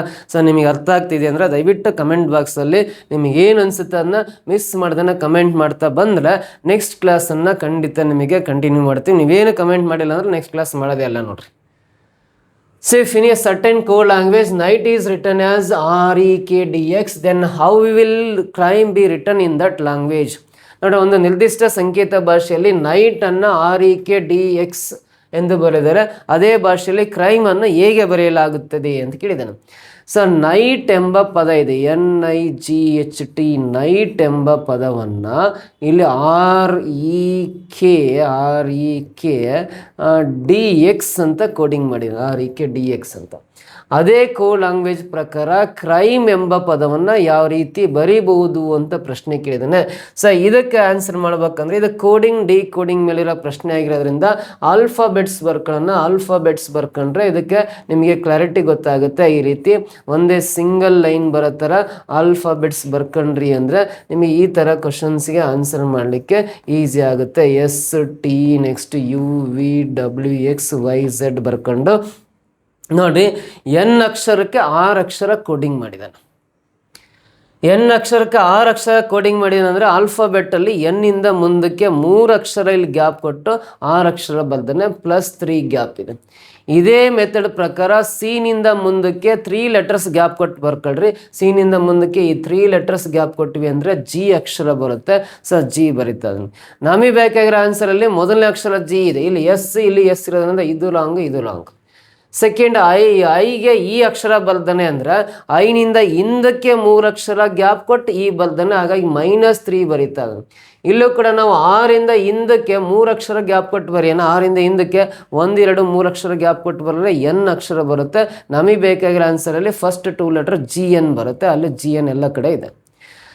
ಜಿಗೆ K ಬರ್ದಾನೆ ಅಂದರೆ ಜಿನಿಂದ ಮುಂದಕ್ಕೆ 3 ಲೆಟರ್ಸ್ ಗ್ಯಾಪ್ ಕೊಟ್ಟು K ಬರ್ದಾನೆ, ಪ್ಲಸ್ ಅಂದ್ರೆ ಮುಂದಕ್ಕೆ, ಮೈನಸ್ ಅಂದರೆ ಹಿಂದಕ್ಕೆ. ಇಲ್ಲಿ ಐನಿಂದ ನಾವು ಮುಂದಕ್ಕೆ 3 ಅಕ್ಷರ ಗ್ಯಾಪ್ ಕೊಟ್ಟು ಬರ್ದ್ವಿ ಅಂದರೆ 3 ಅಕ್ಷರ ಗ್ಯಾಪ್ ಇಟ್ವಿ ಅಂದರೆ M ಬರುತ್ತೆ, GNM ಬರುತ್ತೆ. ಇಲ್ಲಿ Hಗೆ D ಬರ್ದಾನೆ ಅಂದರೆ H ಇಂದ ಹಿಂದಕ್ಕೆ 3 ಅಕ್ಷರ ಗ್ಯಾಪ್ ಕೊಟ್ಟು D ಬರ್ದಾನೆ, -3 ಬರಿತೀನಿ. ಅದೇ ಥರ ನಾವು M ಇಂದ ಹಿಂದಕ್ಕೆ 3 ಅಕ್ಷರ ಗ್ಯಾಪ್ ಕೊಟ್ಟು ಬರ್ಕಂಡೆ ಅಂದರೆ ಯಾವ ಅಕ್ಷರ ಬರುತ್ತೆ? I ಅಕ್ಷರ ಬರುತ್ತೆ, GNMI ಬರುತ್ತೆ. ನೆಕ್ಸ್ಟ್ ಇದೆ Tನಿಂದ ಮುಂದಕ್ಕೆ 3 ಲೆಟರ್ಸ್ ಗ್ಯಾಪ್ ಕೊಟ್ಟು X ಬರ್ದಾನೆ. ನೋಡ್ರಿ, Tನಿಂದ ಮುಂದಕ್ಕೆ 3 ಅಕ್ಷರ ಗ್ಯಾಪ್ ಕೊಟ್ಟು X ಇದೆ ಅಂದರೆ ನಾವು ಈನಿಂದ ಮುಂದಕ್ಕೆ 3 ಅಕ್ಷರ ಗ್ಯಾಪ್ ಕೊಟ್ಟು ಬರೆಯೋದಾದ್ರೆ ಈ 3 ಅಕ್ಷರ ಗ್ಯಾಪ್ ಇಟ್ವಿ ಅಂದರೆ I ಬರುತ್ತೆ. I ಬರೀತಾನೆ. GNMII ಬರುತ್ತೆ. GNMII ಬರೋದು ಫಸ್ಟ್ ಆಪ್ಷನ್. ಇಲ್ಲಿ J ಇದೆ ಸೆಕೆಂಡ್ ಆಪ್ಷನ್, ಹಾಗಾಗಿ wrong. First option is the right answer. ಈ ರೀತಿ ಕೋಡಿಂಗ್ ಡಿಕೋಡಿಂಗ್ ಮೇಲೆಲ್ಲ ಪ್ರಶ್ನೆಗೆ ಆನ್ಸರ್ ಮಾಡಬಹುದು. ಕ್ಲಿಯರ್ ಅರ್ಥ ಆಯ್ತಾ? ನೆಕ್ಸ್ಟ್ ಕ್ವಶನ್ ಬರೋಣ. ಮುಂದಿನ ಪ್ರಶ್ನೆ, ಇಲ್ಲಿ ಎಲ್ಲ 4 ತ್ರಿಭುಜಗಳು ಕೊಟ್ಟು ಪ್ರತಿ ತ್ರಿಭುಜದಲ್ಲಿ 3 ಸಂಖ್ಯೆಗಳನ್ನು ಕೊಟ್ಟಿದ್ದಾನೆ. ಈ 3 ಸಂಖ್ಯೆಗಳನ್ನು ಕೊಟ್ಟು ಕೊನೆಯ ಚಿತ್ರದಲ್ಲಿ ಮಾತ್ರ 1 ಸಂಖ್ಯೆ ಕೊಟ್ಟಿಲ್ಲ. ಈ ಒಂದು ಚಿತ್ರದಲ್ಲಿ ಕಾಣೆಯಾದ ಸಂಖ್ಯೆ ಯಾವುದು? ಪ್ರಶ್ನಾರ್ಥಕ ಚಿಹ್ನೆಯ ಜಾಗದಲ್ಲಿ ಯಾವ ಸಂಖ್ಯೆ ಬರುತ್ತೆ ಅಂತ ಕಂಡುಹಿಡಿಬೇಕು. ಇವನ್ನ ಮಿಸ್ಸಿಂಗ್ ನಂಬರ್ಸ್ ಅಂತ ಕರಿತೀವಿ. ಕಾಣೆಯಾದ ಸಂಖ್ಯೆಯನ್ನು ಪತ್ತೆ ಮಾಡಿ ಅಂತ ಕೇಳ್ತಾನೆ. ಈ 3 ಚಿತ್ರದಲ್ಲಿ ಎಲ್ಲ ನಂಬರ್ಸ್ ಫುಲ್ಫಿಲ್ ಆಗಿದ್ದಾವೆ. ಹಾಗಾದರೆ ಈ ಕೊನೆಯ ಚಿತ್ರದಲ್ಲಿ ಆ ಕ್ವಶನ್ ಮಾರ್ಕ್ ಪ್ಲೇಸಲ್ಲಿ ಯಾವ ಸಂಖ್ಯೆ ಬರುತ್ತೆ ಅಂತ ನೋಡ್ಕೋಬೇಕು. ಇದು ನಂಬರ್ ಸೀರೀಸ್ ಅಲ್ಲ, ಈ ಚಿತ್ರದಲ್ಲಿರೋ ಸಂಖ್ಯೆಗಳನ್ನು ಅಲ್ಲೇ ನೋಡ್ಕೋಬೇಕು. ಒಂದೊಂದೇ ಸಪ್ರೇಟಾಗಿ ಇಂಡಿವಿಜುವಲ್ ನೋಡ್ಕೊಂತ ಬಂದು ಆ ಮೊದಲನೇ ಚಿತ್ರದಲ್ಲಿ ಕೊಟ್ಟಿರೋ ಸಂಖ್ಯೆಗಳು ಯಾವ ಒಂದು ಲಾಜಿಕ್ ಯೂಸ್ ಮಾಡ್ಕೊಂಡು, ಯಾವ ಮ್ಯಾಥಮೆಟಿಕಲ್ ಆಪರೇಷನ್ ಯೂಸ್ ಮಾಡ್ಕೊಂಡು ನಂಬರ್ಸ್ ಕೊಟ್ಟಿದ್ದಾನೆ ಅಂತ ನೋಡ್ಕೊಂತ ಬರ್ಬೇಕು. 5ಕ್ಕೂ 12ಕ್ಕೂ 13ಕ್ಕೂ ಯಾವ ರೀತಿ ಸಂಬಂಧ ಇದೆ? ಇವೆಲ್ಲ ಸಂಖ್ಯೆ ಕೂಡಿರೋ 30 ಆಗುತ್ತೆ. ಇವೆಲ್ಲ ಸಂಖ್ಯೆ ಕೂಡ್ರಿ 32 + 8 40 ಆಗುತ್ತೆ. ಇವೆಲ್ಲ ಕೂಡಿರೋ 30 ಬರುತ್ತೆ. ಈ 3 ಸಂಖ್ಯೆ ಕೂಡಿರೋ 40 ಬರುತ್ತೆ. ಈ 3 ಸಂಖ್ಯೆ ಕೂಡಿರೋ 49 + 7 56 ಆಗುತ್ತೆ. ಇಲ್ಲಿ 30 40 56ಕ್ಕೆ ಯಾವುದೇ ರೀತಿ ಸಂಬಂಧ ಇಲ್ಲ. ಹಾಗಾದರೆ ಏನು ಲಾಜಿಕ್ ಯೂಸ್ ಮಾಡಿ ಈ ನಂಬರ್ಸ್ ಕೊಟ್ಟಿದ್ದಾನೆ ಅಂತ ನೋಡೋದಾದ್ರೆ, ನನಗೆ ಆ ನಂಬರ್ಸ್ ನೋಡಿದ ತಕ್ಷಣ ನೋಡ್ರಿ 5 12 13 ನಾವು ಈ ಪೈಥಾಗೋರಸ್ನ ತ್ರಿವಳಿಗಳು ಅಂತ ಕರಿತೀವಿ. ಇವನ್ನೆಲ್ಲ ಪೈಥಾಗೋರಸ್ನ ತ್ರಿವಳಿಗಳು ಅಂತ ಕರಿತೀವಿ. ಪೈಥಾಗೋರಸ್ ಟ್ರಿಪ್ಲೆಟ್ಸ್ ಅಂತ ಕರಿತೀವಿ. ಪೈಥಾಗೋರಸ್ನ ತ್ರಿವಳಿಗಳು ಅಂತ ಕರಿತೀವಿ. ಪೈಥಾಗೋರಿಯನ್ ಟ್ರಿಪ್ಲೆಟ್ಸ್ ಅಂತ ಕರಿತೀವಿ. ಇವನ್ನ ಪೈಥಾಗೋರಸ್ನ ತ್ರಿವಳಿಗಳು. ಯಾಕೆ ತ್ರಿವಳಿಗಳು ಅಂತ ಕರಿತೀವಿ ಅಂದ್ರೆ, ಈ ಕೆಳಗಿರೋ 2 ಸಂಖ್ಯೆಗಳಿಗೆ ಸ್ಕ್ವೇರ್ ಹಾಕಿ ಕೂಡಿದರೆ 5² + 12² ಅಂದರೆ 5² ಅಂದರೆ 25, 12² ಅಂದರೆ 144. ಇವೆರಡು ಕೂಡಿದಾಗ 169 ಬರುತ್ತಲ್ಲ. ಈ 169 ಅನ್ನೋದು ಈ 13ರ ಒಂದೇ ವರ್ಗಕ್ಕೆ ಸಮ ಇದೆ. ಇವೆರಡೂ ಸಂಖ್ಯೆಯ ಸ್ಕ್ವೇರ್ ಮಾಡಿ ಕೂಡಿದಾಗ ಇದು ಒಂದೇ ಸಂಖ್ಯೆ 13² ಸಮ ಬರುತ್ತೆ ಅಂದರೆ ಈ 5 12 13ನ್ನು ಪೈಥಾಗೋರಸ್ನ ತ್ರಿವಳಿ ಅಂತ ಕರಿತೀವಿ. ಈ 2 ನಂಬರ್ಗೆ ಸ್ಕ್ವೇರ್ ಹಾಕಿ ಕೂಡಿದಾಗ ಬರೋ ಸಂಖ್ಯೆ ಮೇಲಿರೋ ಸಂಖ್ಯೆಯ ವರ್ಗ ಸಂಖ್ಯೆ ಆಗಿರುತ್ತೆ. ಹಾಗಾದ್ರೆ ಇದೇ ಥರ ಈ 8ಕ್ಕೆ ಸ್ಕ್ವೇರ್ ಹಾಕಿ 30 40 50 ಡಿಲೀಟ್ ಮಾಡೋಣ, ಅವಶ್ಯಕತೆ ಇಲ್ಲ. ಈ 56 40 ಆಮೇಲೆ 30 ನೆಸೆಸಿಟಿ ಇಲ್ಲ. ಅದೇ ಥರ ಸೆಕೆಂಡ್ ಕ್ವಶನಲ್ಲಿ ಸೆಕೆಂಡ್ ಡಯಾಗ್ರಾಮಲ್ಲಿ ಈ ಕೆಳಗಿರೋ ಸಂಖ್ಯೆ 8ಕ್ಕೆ ಮತ್ತು 15ಕ್ಕೆ ಸ್ಕ್ವೇರ್ ಹಾಕ್ರಿ. 8² ಅಂದರೆ 64, 15² ಅಂದರೆ 225. ಇವೆರಡು ಕೂಡಿದಾಗ 289 ಬರುತ್ತಲ್ಲ. ಇದು 289 ಅನ್ನೋದು 17ರ ವರ್ಗ ಸಂಖ್ಯೆ, ಈ 17² ವ್ಯಾಲ್ಯೂ. ಸೊ ಅದೇ ರೀತಿ ಮೂರನೇ ಚಿತ್ರದಲ್ಲಿ 7 ಸ್ಕ್ವೇರ್ ಪ್ಲಸ್ 24 ಸ್ಕ್ವೇರ್. 7 ಸ್ಕ್ವೇರ್ ಅಂದರೆ 7 ಇಂಟು 7 49 ಬರುತ್ತೆ. 24 ಸ್ಕ್ವೇರ್ ಅಂದರೆ 576 ಬರುತ್ತಲ್ಲ.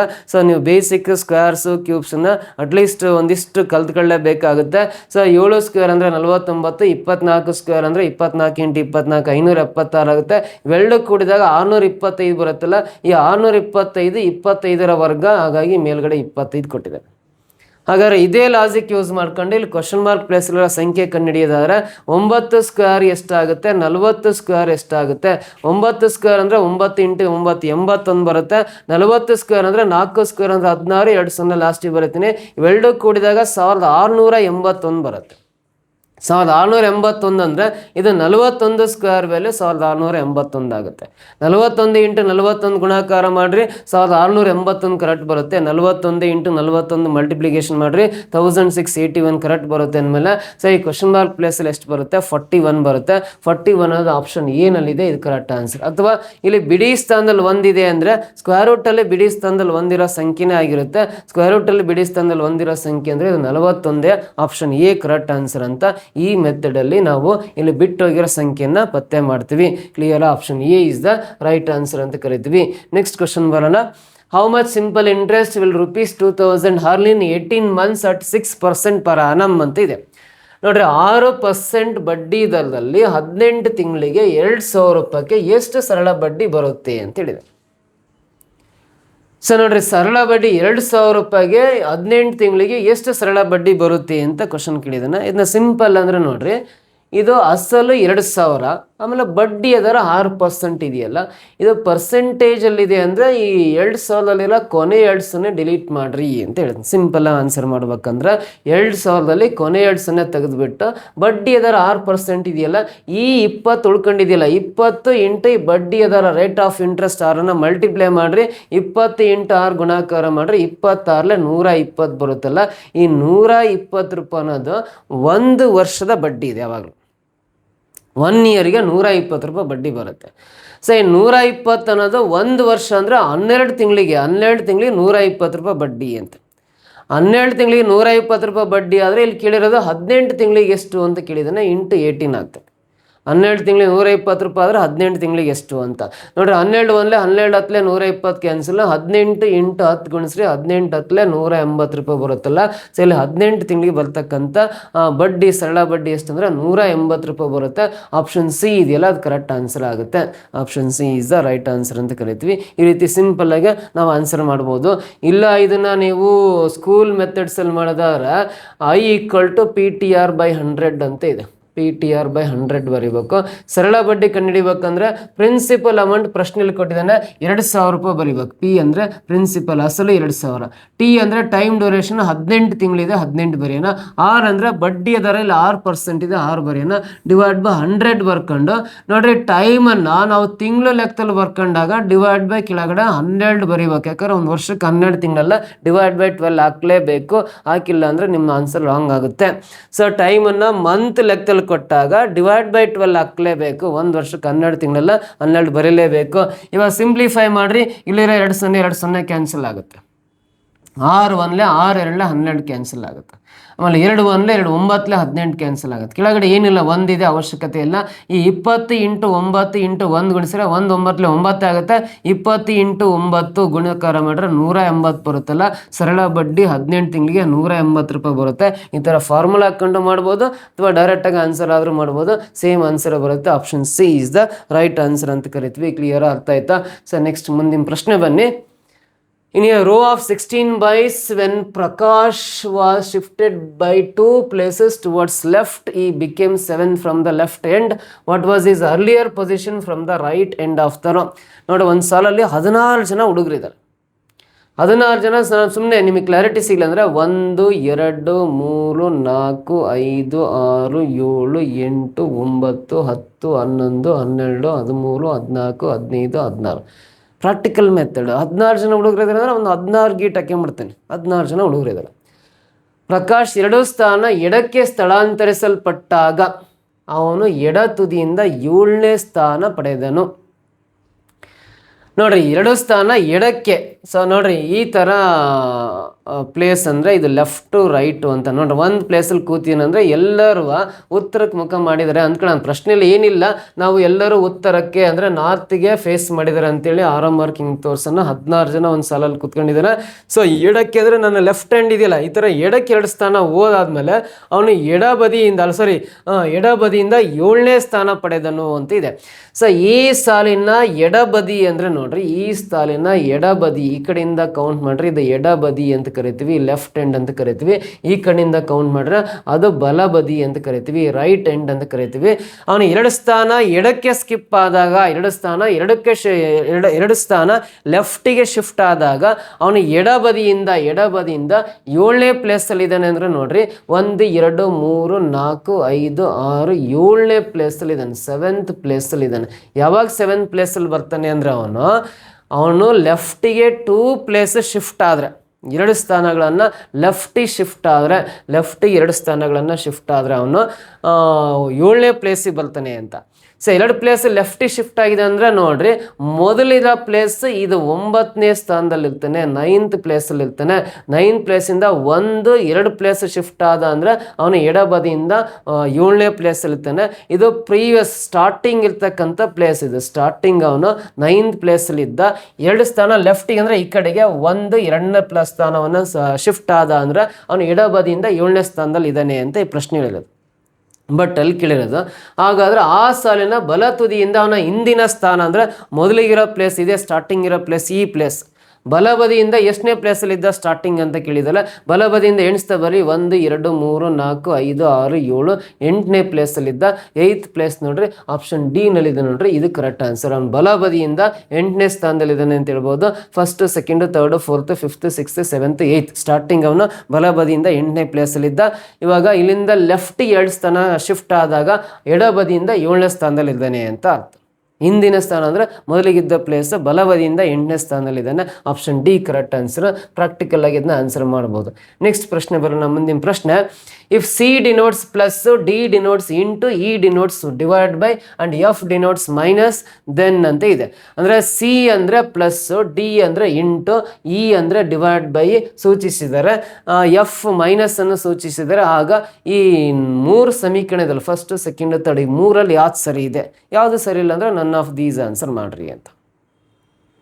ಎಲ್ ಸಿ ಇರುತ್ತೆ ಅಲ್ಲಿ ಪ್ಲಸ್ ಹಾಕೋಬೇಕು, ಎಲ್ ಡಿ ಇರುತ್ತೆ ಅಲ್ಲಿ ಇಂಟು ಹಾಕೋಬೇಕು, ಎಲ್ ಇ ಇರುತ್ತೆ ಅಲ್ಲಿ ಡಿವೈಡ್ ಬೈ ಹಾಕೋಬೇಕು, ಎಲ್ ಎಫ್ ಇರುತ್ತೆ ಅಲ್ಲಿ ಮೈನಸ್ ಹಾಕ್ಕೊಂಡು ಕ್ಯಾಲ್ಕುಲೇಟ್ ಮಾಡಿದ್ರೆ ಇಲ್ಲಿ ರೈಟ್ ಸೈಡಲ್ಲಿ = 3 ಇದೆಯಲ್ಲ, ಈ ಆನ್ಸರ್ ಕರೆಕ್ಟ್ ಬಂತು ಅಂದರೆ ಆ ಸಮೀಕರಣ ಕರೆಕ್ಟ್ ಇದೆ ಅಂತ. ಸೊ ನೋಡ್ರಿ, ಈದ ಹತ್ರ ಡಿವೈಡ್ ಬೈ ಹಾಕ್ತಾರೆ ಅಂತ ಹೇಳಿದ್ದೀನಿ. ಈದ ಹತ್ರ ಡಿವೈಡ್ ಬೈ ಹಾಕಿದ್ವಿ ಅಂದರೆ ನೋಡ್ರಿ, ಇಲ್ಲಿ ಈ ಜಾಗದಲ್ಲಿ ಡಿವೈಡ್ ಬೈ ಹಾಕಿದರೆ 2 ರಿಂದ 8 ಡಿವೈಡ್ ಆಗುತ್ತೆ.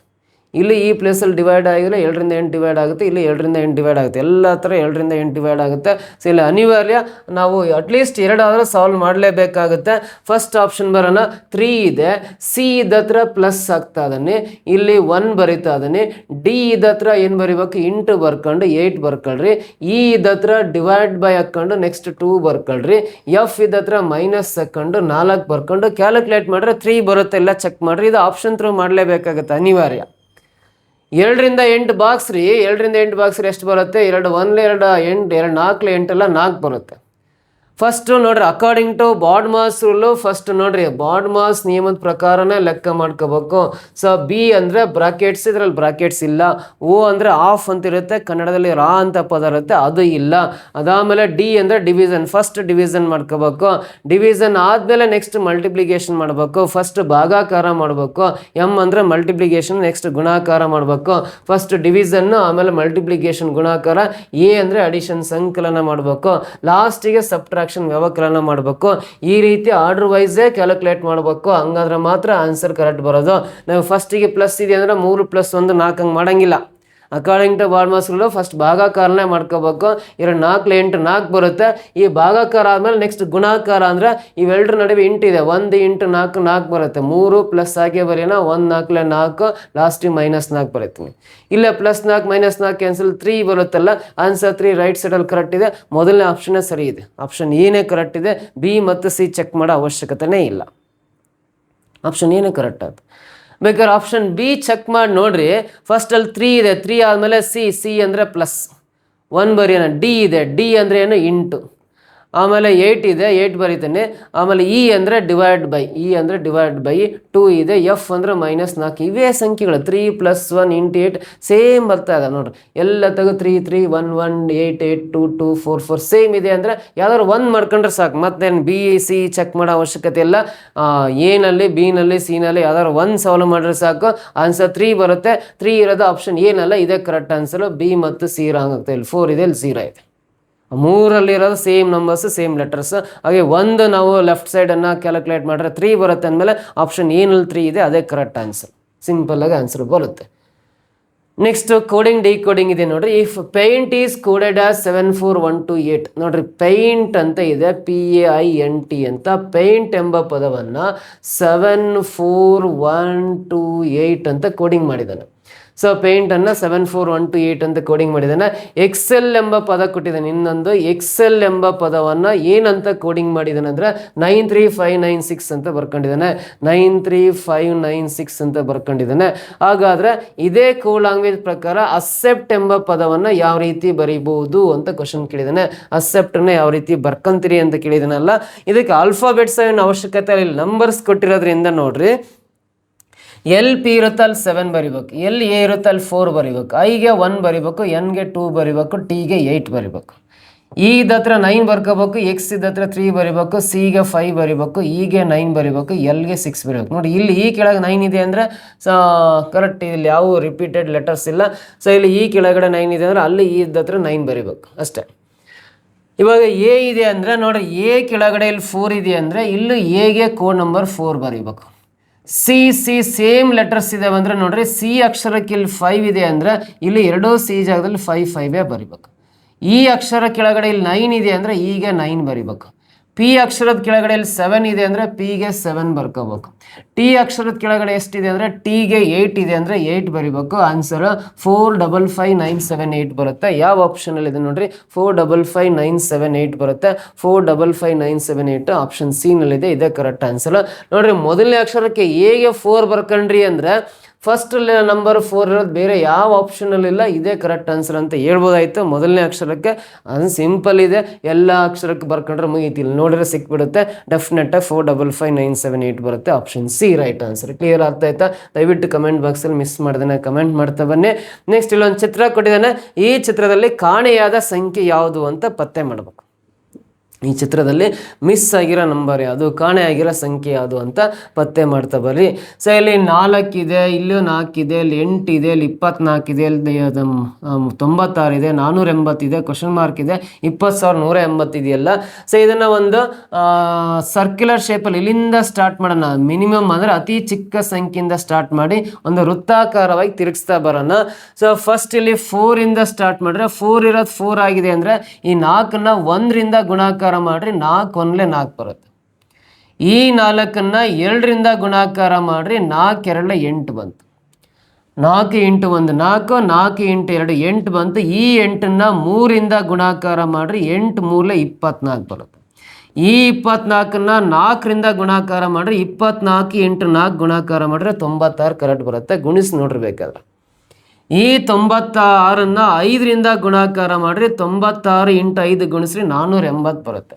480 ಆದಮೇಲೆ ನೆಕ್ಸ್ಟ್ ಸಂಖ್ಯೆ ಬೇಕಾದ್ರೆ 480ನ್ನ 6ರಿಂದ ಗುಣಿಸ್ಬೇಕು. ಈ ಸಂಖ್ಯೆಯಿಂದ ಇದು ಬೇಕಂದ್ರೆ ಇದನ್ನ 7ರಿಂದ ಗುಣಾಕಾರ ಮಾಡಬೇಕು.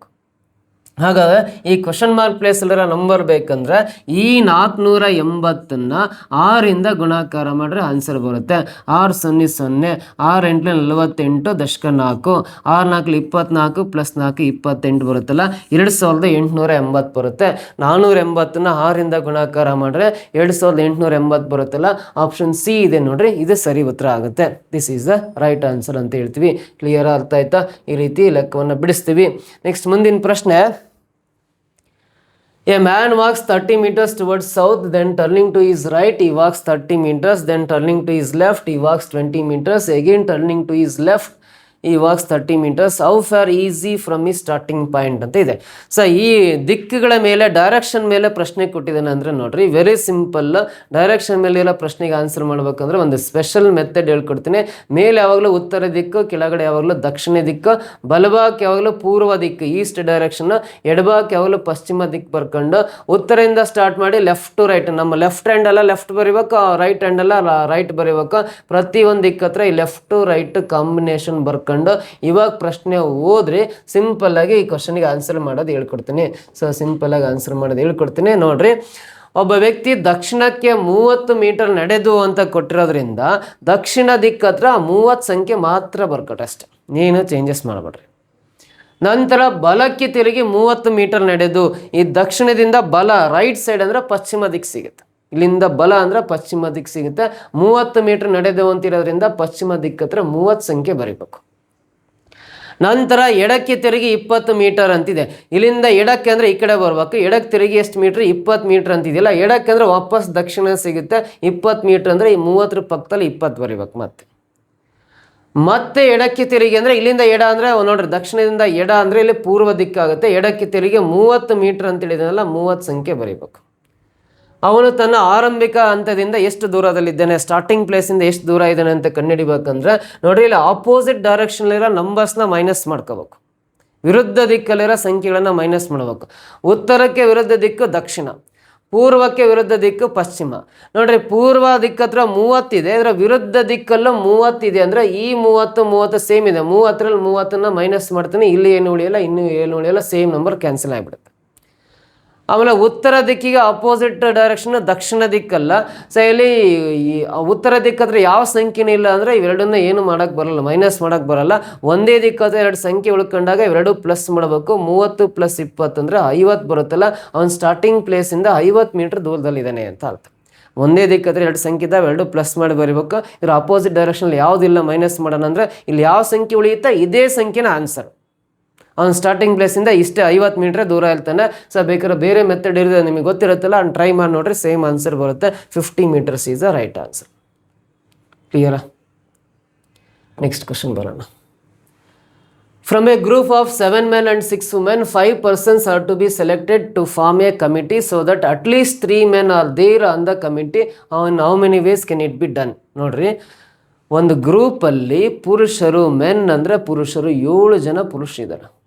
ಆಮೇಲೆ ವುಮೆನ್ ಅಂದರೆ ಮಹಿಳೆಯರು. ಎಷ್ಟು ಜನ ಮಹಿಳೆಯರಿದ್ದಾರೆ? 6 ಜನ ಮಹಿಳೆಯರಿದ್ದಾರೆ. ಮೆನ್ ಅಂದರೆ ಪುರುಷರು, ವುಮೆನ್ ಅಂದರೆ ಮಹಿಳೆಯರು, 6 ಜನ ಇದ್ದಾರೆ. ನಾವು ಕನಿಷ್ಠ 3 ಪುರುಷರು ಸಮಿತಿಯಲ್ಲಿ ಇರುವಂತೆ, ಅಂದರೆ ಸಮಿತಿಯಲ್ಲಿ ಇರುವಂತೆ ಸಮಿತಿಯನ್ನು ರಚಿಸಲು 5 ಜನರನ್ನು ಆಯ್ಕೆ ಮಾಡಬೇಕು. ಇದನ್ನು ಎಷ್ಟು ವಿಧಗಳಲ್ಲಿ ಮಾಡಬಹುದು ಅಂತಿದೆ. ಕ್ವಶನ್ ಫಸ್ಟ್ ಅರ್ಥ ಮಾಡ್ಕೊಡ್ರಿ. ಒಂದು ಗ್ರೂಪಲ್ಲಿ 7 ಜನ ಪುರುಷರು ಇದ್ದಾರೆ, ಆಮೇಲೆ 6 ಜನ ಮಹಿಳೆಯರಿದ್ದಾರೆ. 7 + 6 ಸೇರ್ಕೊಂಡ್ರೆ ಎಷ್ಟಾಗುತ್ತೆ? 13 ಜನ ಆಗ್ತಾರೆ. ಈ ಟೋಟಲಿ 13 ಜನರಲ್ಲಿ ನಾವು ಎಷ್ಟು ಜನ ಸೆಲೆಕ್ಟ್ ಮಾಡ್ಕೋಬೇಕು? 5 ಜನರನ್ನು ಸೆಲೆಕ್ಟ್ ಮಾಡ್ಕೋಬೇಕು. 7 ಜನ ಪುರುಷರು, 6 ಜನ ಮಹಿಳೆಯರು ಸೇರಿ 13 ಜನ ಗ್ರೂಪಲ್ಲಿ ಇರ್ತಾರೆ. ಅದರಲ್ಲಿ ನಾವು 5 ಜನರನ್ನು ಆಯ್ಕೆ ಮಾಡ್ಕೋಬೇಕು. ನಾವು ಆಯ್ಕೆ ಮಾಡ್ಕೋಬೇಕಾಗಿರೋ 5 ಜನರಲ್ಲಿ ಕನಿಷ್ಠ 3 ಜನ ಪುರುಷರು ಇರಲೇಬೇಕು. ಅಟ್ಲೀಸ್ಟ್ ಅಂತ ಇಂಗ್ಲೀಷಲ್ಲಿರುತ್ತೆ, ಕನ್ನಡದಲ್ಲಿ ಕನಿಷ್ಠ ಪದ ಇರುತ್ತೆ. ಕನಿಷ್ಠ 3 ಜನ ಪುರುಷರು ಆ ಕಮಿಟಿಯಲ್ಲಿ ಇರೋ ಥರ 5 ಜನರ ಸಮಿತಿಗಳನ್ನು ಎಷ್ಟು ವಿಧಗಳಾಗಿ ಆಯ್ಕೆ ಮಾಡ್ಬೋದು ಅಂತ ಕೇಳಿದ್ದೀನಿ. ಕನಿಷ್ಠ 3 ಅಂದರೆ ಇದರ ಮೀನಿಂಗು 3 ಅಥವಾ OR ಅಂದರೆ ಅಥವಾ 3ಕ್ಕಿಂತ ಹೆಚ್ಚು ಪುರುಷರನ್ನ ಆಯ್ಕೆ ಮಾಡ್ಕೋಬೇಕು. ಕನಿಷ್ಠ ಅಂತ ಪದ ಇದ್ರೆ ಮಾತ್ರ ಈ ಕಂಡೀಷನ್ ಅಪ್ಲೈ ಮಾಡಲೇಬೇಕು, ಹಂಗಾದ್ರೆ ಆನ್ಸರ್ ಕರೆಕ್ಟ್ ಆಗೋದು. ಕನಿಷ್ಠ ಅಂತ ಇದ್ದರೆ ಕನಿಷ್ಠ 3 ಅಂದರೆ 3 ಪುರುಷರು ಇರಬೇಕು ಆ ಸಮಿತಿಯಲ್ಲಿ, 3ಕ್ಕಿಂತ ಹೆಚ್ಚು ಪುರುಷರು ಇರ್ಬೋದು ಅಂತ. ಟೋಟಲಿ ನಾವು ಪುರುಷರು ಮಹಿಳೆಯರಿಂದ ಸೇರಿ 5 ಜನನ ಸೆಲೆಕ್ಟ್ ಮಾಡ್ಕೋಬೇಕು. ನಾವು ಸೆಲೆಕ್ಟ್ ಮಾಡೋ 5 ಜನದಲ್ಲಿ ಕಡಿಮೆ ಅಂದರೆ 3 ಜನ ಪುರುಷರು ಇರೋ ಥರನೇ ಸೆಲೆಕ್ಟ್ ಮಾಡಿರಿ ಅಂತ ಹೇಳಿದ್ದಾನೆ. ಎಷ್ಟು ವಿಧದಲ್ಲಿ ಆಯ್ಕೆ ಮಾಡ್ಕೋಬೋದು ಅಂತ ಪ್ರಶ್ನೆ ಕೇಳಿದ್ದಾನೆ. ಸೊ ಇವಾಗ ನೋಡ್ರಿ, ಇದಕ್ಕೆ ಆನ್ಸರ್ ಮಾಡ್ಬೇಕಂದ್ರೆ 7 ಜನ ಪುರುಷರಲ್ಲಿ ನಾವು ಕನಿಷ್ಠ 3 ಅಂತಿದೆಯಲ್ಲ, ಮೊದಲು 3 ಜನ ಪುರುಷನ ಸೆಲೆಕ್ಟ್ ಮಾಡ್ಕೊಳ್ಳೋದು. 7 ಜನದಲ್ಲಿ ಸಿ ಅಂದರೆ ಕಾಂಬಿನೇಷನ್, ವಿಕಲ್ಪ ಅಂತ ಕರಿತೀವಿ. ಸಿ ಅಕ್ಷರ ಯೂಸ್ ಮಾಡ್ತಾರೆ ಆಯ್ಕೆಯನ್ನು. 7 ಜನ ಪುರುಷರಲ್ಲಿ ಕನಿಷ್ಠ 3 ಅಂದರೆ ಈ 3 ಸ್ಟಾರ್ಟ್ ಮಾಡೋಣ. 3 ಪುರುಷರು ತಗೊಂಡಿದ್ದೀವಿ ಅಂದರೆ ಇಂಟು ಹಾಕ್ಕೊಂಡು ಇನ್ನು 6 ಜನ ಮಹಿಳೆಯರಲ್ಲಿ 2 ಜನ ಮಹಿಳೆಯರನ್ನ ಸೆಲೆಕ್ಟ್ ಮಾಡ್ಕೋಬೇಕು. 3 ಜನ ಪುರುಷರು 2 ಜನ ಮಹಿಳೆಯರು ಸೇರಿ ಅದು 5 ಜನರ ತಂಡ ಆಗುತ್ತೆ, ಸಮಿತಿ ಆಗುತ್ತೆ. ಈ ಸಮಿತಿಯಲ್ಲಿ ಕಡಿಮೆ ಅಂದರೆ 3 ಜನ ಪುರುಷರು ಇದ್ದಾರೆ ಇಲ್ಲಿ. ಅಥವಾ ಕನಿಷ್ಠ 3 ಅಂದರೆ 3ಕ್ಕಿಂತ ಹೆಚ್ಚು ಅಂದರೆ 3ಕ್ಕಿಂತ ಹೆಚ್ಚು ಅಂದರೆ ನಾನು 7 ಜನದಲ್ಲಿ 4 ಜನ ಪುರುಷನ್ನೇ ತಗೊಂಡಿದ್ದೆ ಅಂದರೆ ಇನ್ನು 6 ಜನದಲ್ಲಿ ಒಬ್ಬರು ಮಹಿಳೆಯರನ್ನು ಮಾತ್ರ ಸೆಲೆಕ್ಟ್ ಮಾಡ್ಕೋಬೇಕು. 4 ಜನ ಪುರುಷರು ಒಬ್ಬರು ಮಹಿಳೆ ಸೇರಿ 5 ಜನ ಕರೆಕ್ಟ್ ಆಗ್ತಾರೆ. ಮತ್ತೆ 3ಕ್ಕಿಂತ ಹೆಚ್ಚು ಅಂದರೆ 4 ತಗೋಬೋದು, ಅದಕ್ಕಿಂತ ಜಾಸ್ತಿ ಅಂದರೆ 5 ತಗೋಬೋದು. 7 ಜನದಲ್ಲಿ 5 ಜನ ನಾವು ಪುರುಷನ್ನೇ ತಗೊಂಡಿದ್ದೀವಿ ಅಂದರೆ 6 ಜನದಲ್ಲಿ ಇನ್ಯಾರು ಮಹಿಳೆಯನ್ನು ಸೆಲೆಕ್ಟ್ ಮಾಡೋ ಅವಶ್ಯಕತೆ ಇಲ್ಲ, 0 ಬರಿತೀನಿ. 5 ಜನರು ಪುರುಷರೇ ಇದ್ದಾರೆ, ಮಹಿಳೆಯರ ಅವಶ್ಯಕತೆ ಇಲ್ಲ, 5 ಜನ ಟೀಮ್ ಆಗಿಬಿಟ್ಟು. ಕನಿಷ್ಠ 3 ಪುರುಷರು ಅಂದರೆ 3 ಪುರುಷರು ಇರೋದು ಬರೀಬೇಕು. 3ಕ್ಕಿಂತ ಹೆಚ್ಚಾದ್ರೆ 4, ಅದಕ್ಕಿಂತ ಜಾಸ್ತಿ ಅಂದರೆ 5, ಇದೇ ಮ್ಯಾಕ್ಸಿಮಮ್. ಒಂದು ಕಡೆ 0 ಬಂತಾರೆ, ಇದೇ ಮ್ಯಾಕ್ಸಿಮಮ್. 5 ಜನ ಟೀಮ್ ಅಂದರೆ ಇಷ್ಟೇ. ಈ 3 ಸಿಂಪ್ಲಿಫೈ ಮಾಡಿ ಆನ್ಸರ್ ಕಂಡುಹಿಡ್ಕೊಂಡ್ರೆ ಒಟ್ಟು ವಿಧಗಳ ಸಂಖ್ಯೆ ಸಿಗುತ್ತೆ. ಇದೊಂದು ಸ್ವಲ್ಪ ಅಪ್ಲೈಡ್ ಕ್ವಶನ್ ಟ್ರೈ ಮಾಡಬೇಕು. ಈ ಥರ ಕ್ವಶನ್ ಕೊಟ್ಟರೆ ಈ ರೀತಿ ಬರ್ಕೊಂಡು 7C3 ವ್ಯಾಲ್ಯೂ ಅಂದರೆ 7C3 ಅಂದರೆ 7ರಿಂದ ಸ್ಟಾರ್ಟ್ ಮಾಡಿ ಇಳಿಕೆ ಕ್ರಮದಲ್ಲಿ 3 ಸಂಖ್ಯೆ ಬರಿಬೇಕು. 7, 6, 5. ಇಲ್ಲಿ 3 ಇದೆ ಅಂದರೆ 3 × 2 × 1 ಅಂತ ಬರ್ಕೋಬೇಕು. 3 2 6, ಈ 6 ಕ್ಯಾನ್ಸಲ್ ಆಗುತ್ತೆ. ಇಲ್ಲಿ ಒಂದು ಅವಶ್ಯಕತೆ ಇಲ್ಲ. 7 × 5 35 ಬರುತ್ತೆ. 7C3 value. 6C2 ಅಂದರೆ 6ರಿಂದ ಸ್ಟಾರ್ಟ್ ಮಾಡಿ ಇಳಿಕೆ ಕ್ರಮದಲ್ಲಿ 2 ಸಂಖ್ಯೆ ಬರೀಬೇಕು. ಡಿವೈಡ್ ಬೈ 2 ಇದೆ ಅಂದರೆ 2 × 1 ಬರೀಬೇಕು. 2 1 2 3 6 ಕ್ಯಾನ್ಸಲ್ ಆಗುತ್ತೆ. 3 × 5 ಅಂದರೆ 15 ಬರುತ್ತೆ. 6C2 value. 7C4 ವ್ಯಾಲ್ಯೂ ಇದೇ ಥರ ಕಂಡುಹಿಡಿರಿ. 7ರಿಂದ ಸ್ಟಾರ್ಟ್ ಮಾಡಿ ಇಳಿಕೆ ಕ್ರಮದಲ್ಲಿ 4 ಸಂಖ್ಯೆ ಬರ್ಕೊಳ್ರಿ. 7 × 6 × 5 × 4 ಬರುತ್ತೆ. 4 ಸಂಖ್ಯೆ 1 2 3 4 ಸಂಖ್ಯೆ. 4ರವರೆಗೆಲ್ಲ 4 ಸಂಖ್ಯೆ. ಇಲ್ಲಿ 4 ಇದೆ ಅಂದರೆ ಮತ್ತೆ 4ರಿಂದ ಸ್ಟಾರ್ಟ್ ಮಾಡಿ ಅಪ್ ಟು 1ರವರೆಗೆ ಕೆಳಗೆ ಬರೀಬೇಕು. ಈ 4 ಕ್ಯಾನ್ಸಲ್. 3 2 6, ಈ 6 ಕ್ಯಾನ್ಸಲ್. 7 ಇಲ್ಲೇ 35 ಬರುತ್ತೆ. 7C4 value. 6C1 ಅಂದರೆ ಇಲ್ಲಿ ಕೆಳಗಡೆ 1 ಇದ್ದರೆ ಮೇಲೆ ಯಾವ ಸಂಖ್ಯೆ ಇರುತ್ತೆ ಅದೇ ಸಂಖ್ಯೆನ ಆನ್ಸರ್ ಬರುತ್ತೆ. 7C5 ಬೆಲೆ ಕಂಡುಹಿಡಿದ್ರೆ ಎಷ್ಟು ಬರುತ್ತೆ ಅಂದರೆ 7C5 ಬೆಲೆ 21 ಬರುತ್ತೆ. ಚೆಕ್ ಮಾಡಿ ನೋಡ್ರಿ. 7C5 ಬೆಲೆ 7ರಿಂದ ಸ್ಟಾರ್ಟ್ ಮಾಡಿ 5 ಸಂಖ್ಯೆ ಬರ್ಕೊಳ್ರಿ. ಇಲ್ಲಿ 5 ಸಂಖ್ಯೆ ಅಂದರೆ ಇಲ್ಲಿ 3 ಬರುತ್ತೆ. ಇಲ್ಲಿ 5ರಿಂದ ಸ್ಟಾರ್ಟ್ ಮಾಡಿ 1ರವರೆಗೆ ಬರೀಬೇಕು. 4 4 ಕ್ಯಾನ್ಸಲ್. 3 2 6, ಈ 6 ಕ್ಯಾನ್ಸಲ್. ಈ 5 ಕ್ಯಾನ್ಸಲ್. 7 × 3 ಅಂದರೆ 21 ಬರುತ್ತೆ. ಇಲ್ಲಿ 0 ಇದೆ ಅಂದರೆ ಮೇಲೆ ಯಾವುದೇ ಸಂಖ್ಯೆ ಯಾವುದೇ ಅಕ್ಷರ ಇದ್ರೂ ಅದ್ರ ವ್ಯಾಲ್ಯೂ 1 ಅಷ್ಟೇ ಇರುತ್ತೆ. 1 ಬರೀಬೇಕು. 35 × 15 ಗುಣಿಸಿ 15 ಇಲ್ಲಿ 75 ದಶಕ 7 15 3 45 7 52 525 ಬರುತ್ತೆ. 35 6 ಗುಣಾಕಾರ ಮಾಡಿರಿ ಎಷ್ಟು ಬರುತ್ತೆ ಅಂದರೆ 210 ಬರುತ್ತೆ. 21 × 21 ಗುಣಾಕಾರ ಮಾಡಿರಿ 21 ಬರುತ್ತೆ. ಇವೆಲ್ಲ ಕೂಡ್ಕೋಬೇಕು. 6 ಬರುತ್ತೆ. 2 + 1 3 + 2 5 ಬರುತ್ತೆ. 5 + 2 7 ಆಗುತ್ತೆ. ಟೋಟಲ್ 756 ವಿಧಗಳು ಬರುತ್ತೆ. 756 ಅಂತ ಆಪ್ಷನ್ ಡಿ ನಲ್ಲಿದೆ ನೋಡ್ರಿ. ಇದು ಆನ್ಸರ್ ಆಗುತ್ತೆ. ಇದೊಂದು ಸ್ವಲ್ಪ ಲೆಂತಿಯೆಸ್ಟ್ ಕ್ವಶನ್ ಕೇಳಿದಾನೆ. ಅನಿವಾರ್ಯ, ಬೇರೆ ಯಾವುದೇ ವಿಧಾನ ಇಲ್ಲ, ಈ ಥರನೇ ಮಾಡ್ಕೋಬೇಕಾಗುತ್ತೆ. 756 ವೇಸ್ ಬರುತ್ತೆ. ಓಕೆನಾ? ನೆಕ್ಸ್ಟ್ ಕ್ವಶನ್ ಬರೋಣ. Which interchange of science will make the following equation correct ಅಂತ ಇದೆ. ಈ ಕೆಳಗಿನ ಸಮೀಕರಣವನ್ನು ಸರಿಯಾಗಿ ಮಾಡಲು ಯಾವ ಚಿಹ್ನೆಗಳನ್ನು ವಿನಿಮಯವು ಸಹಾಯ ಮಾಡುತ್ತೆ? ನೋಡಿ ಇಲ್ಲಿ ಫಸ್ಟ್ ಆಪ್ಷನಲ್ಲಿ ಪ್ಲಸ್ ಮತ್ತು ಇಂಟನ್ನು ಇಂಟರ್ಚೇಂಜ್ ಮಾಡ್ಕೊಂಡ್ರೆ ಈ ಸಮೀಕರಣ ಸರಿಯಾಗುತ್ತಾ, ಅಥವಾ ಮೈನಸ್ ಡಿವೈಡ್ ಬೈ ಚಿಹ್ನೆಗಳನ್ನು ಇಂಟರ್ಚೇಂಜ್ ಮಾಡಿದ್ರೆ ಈ ಸಮೀಕರಣ ಸರಿಯಾಗುತ್ತಾ?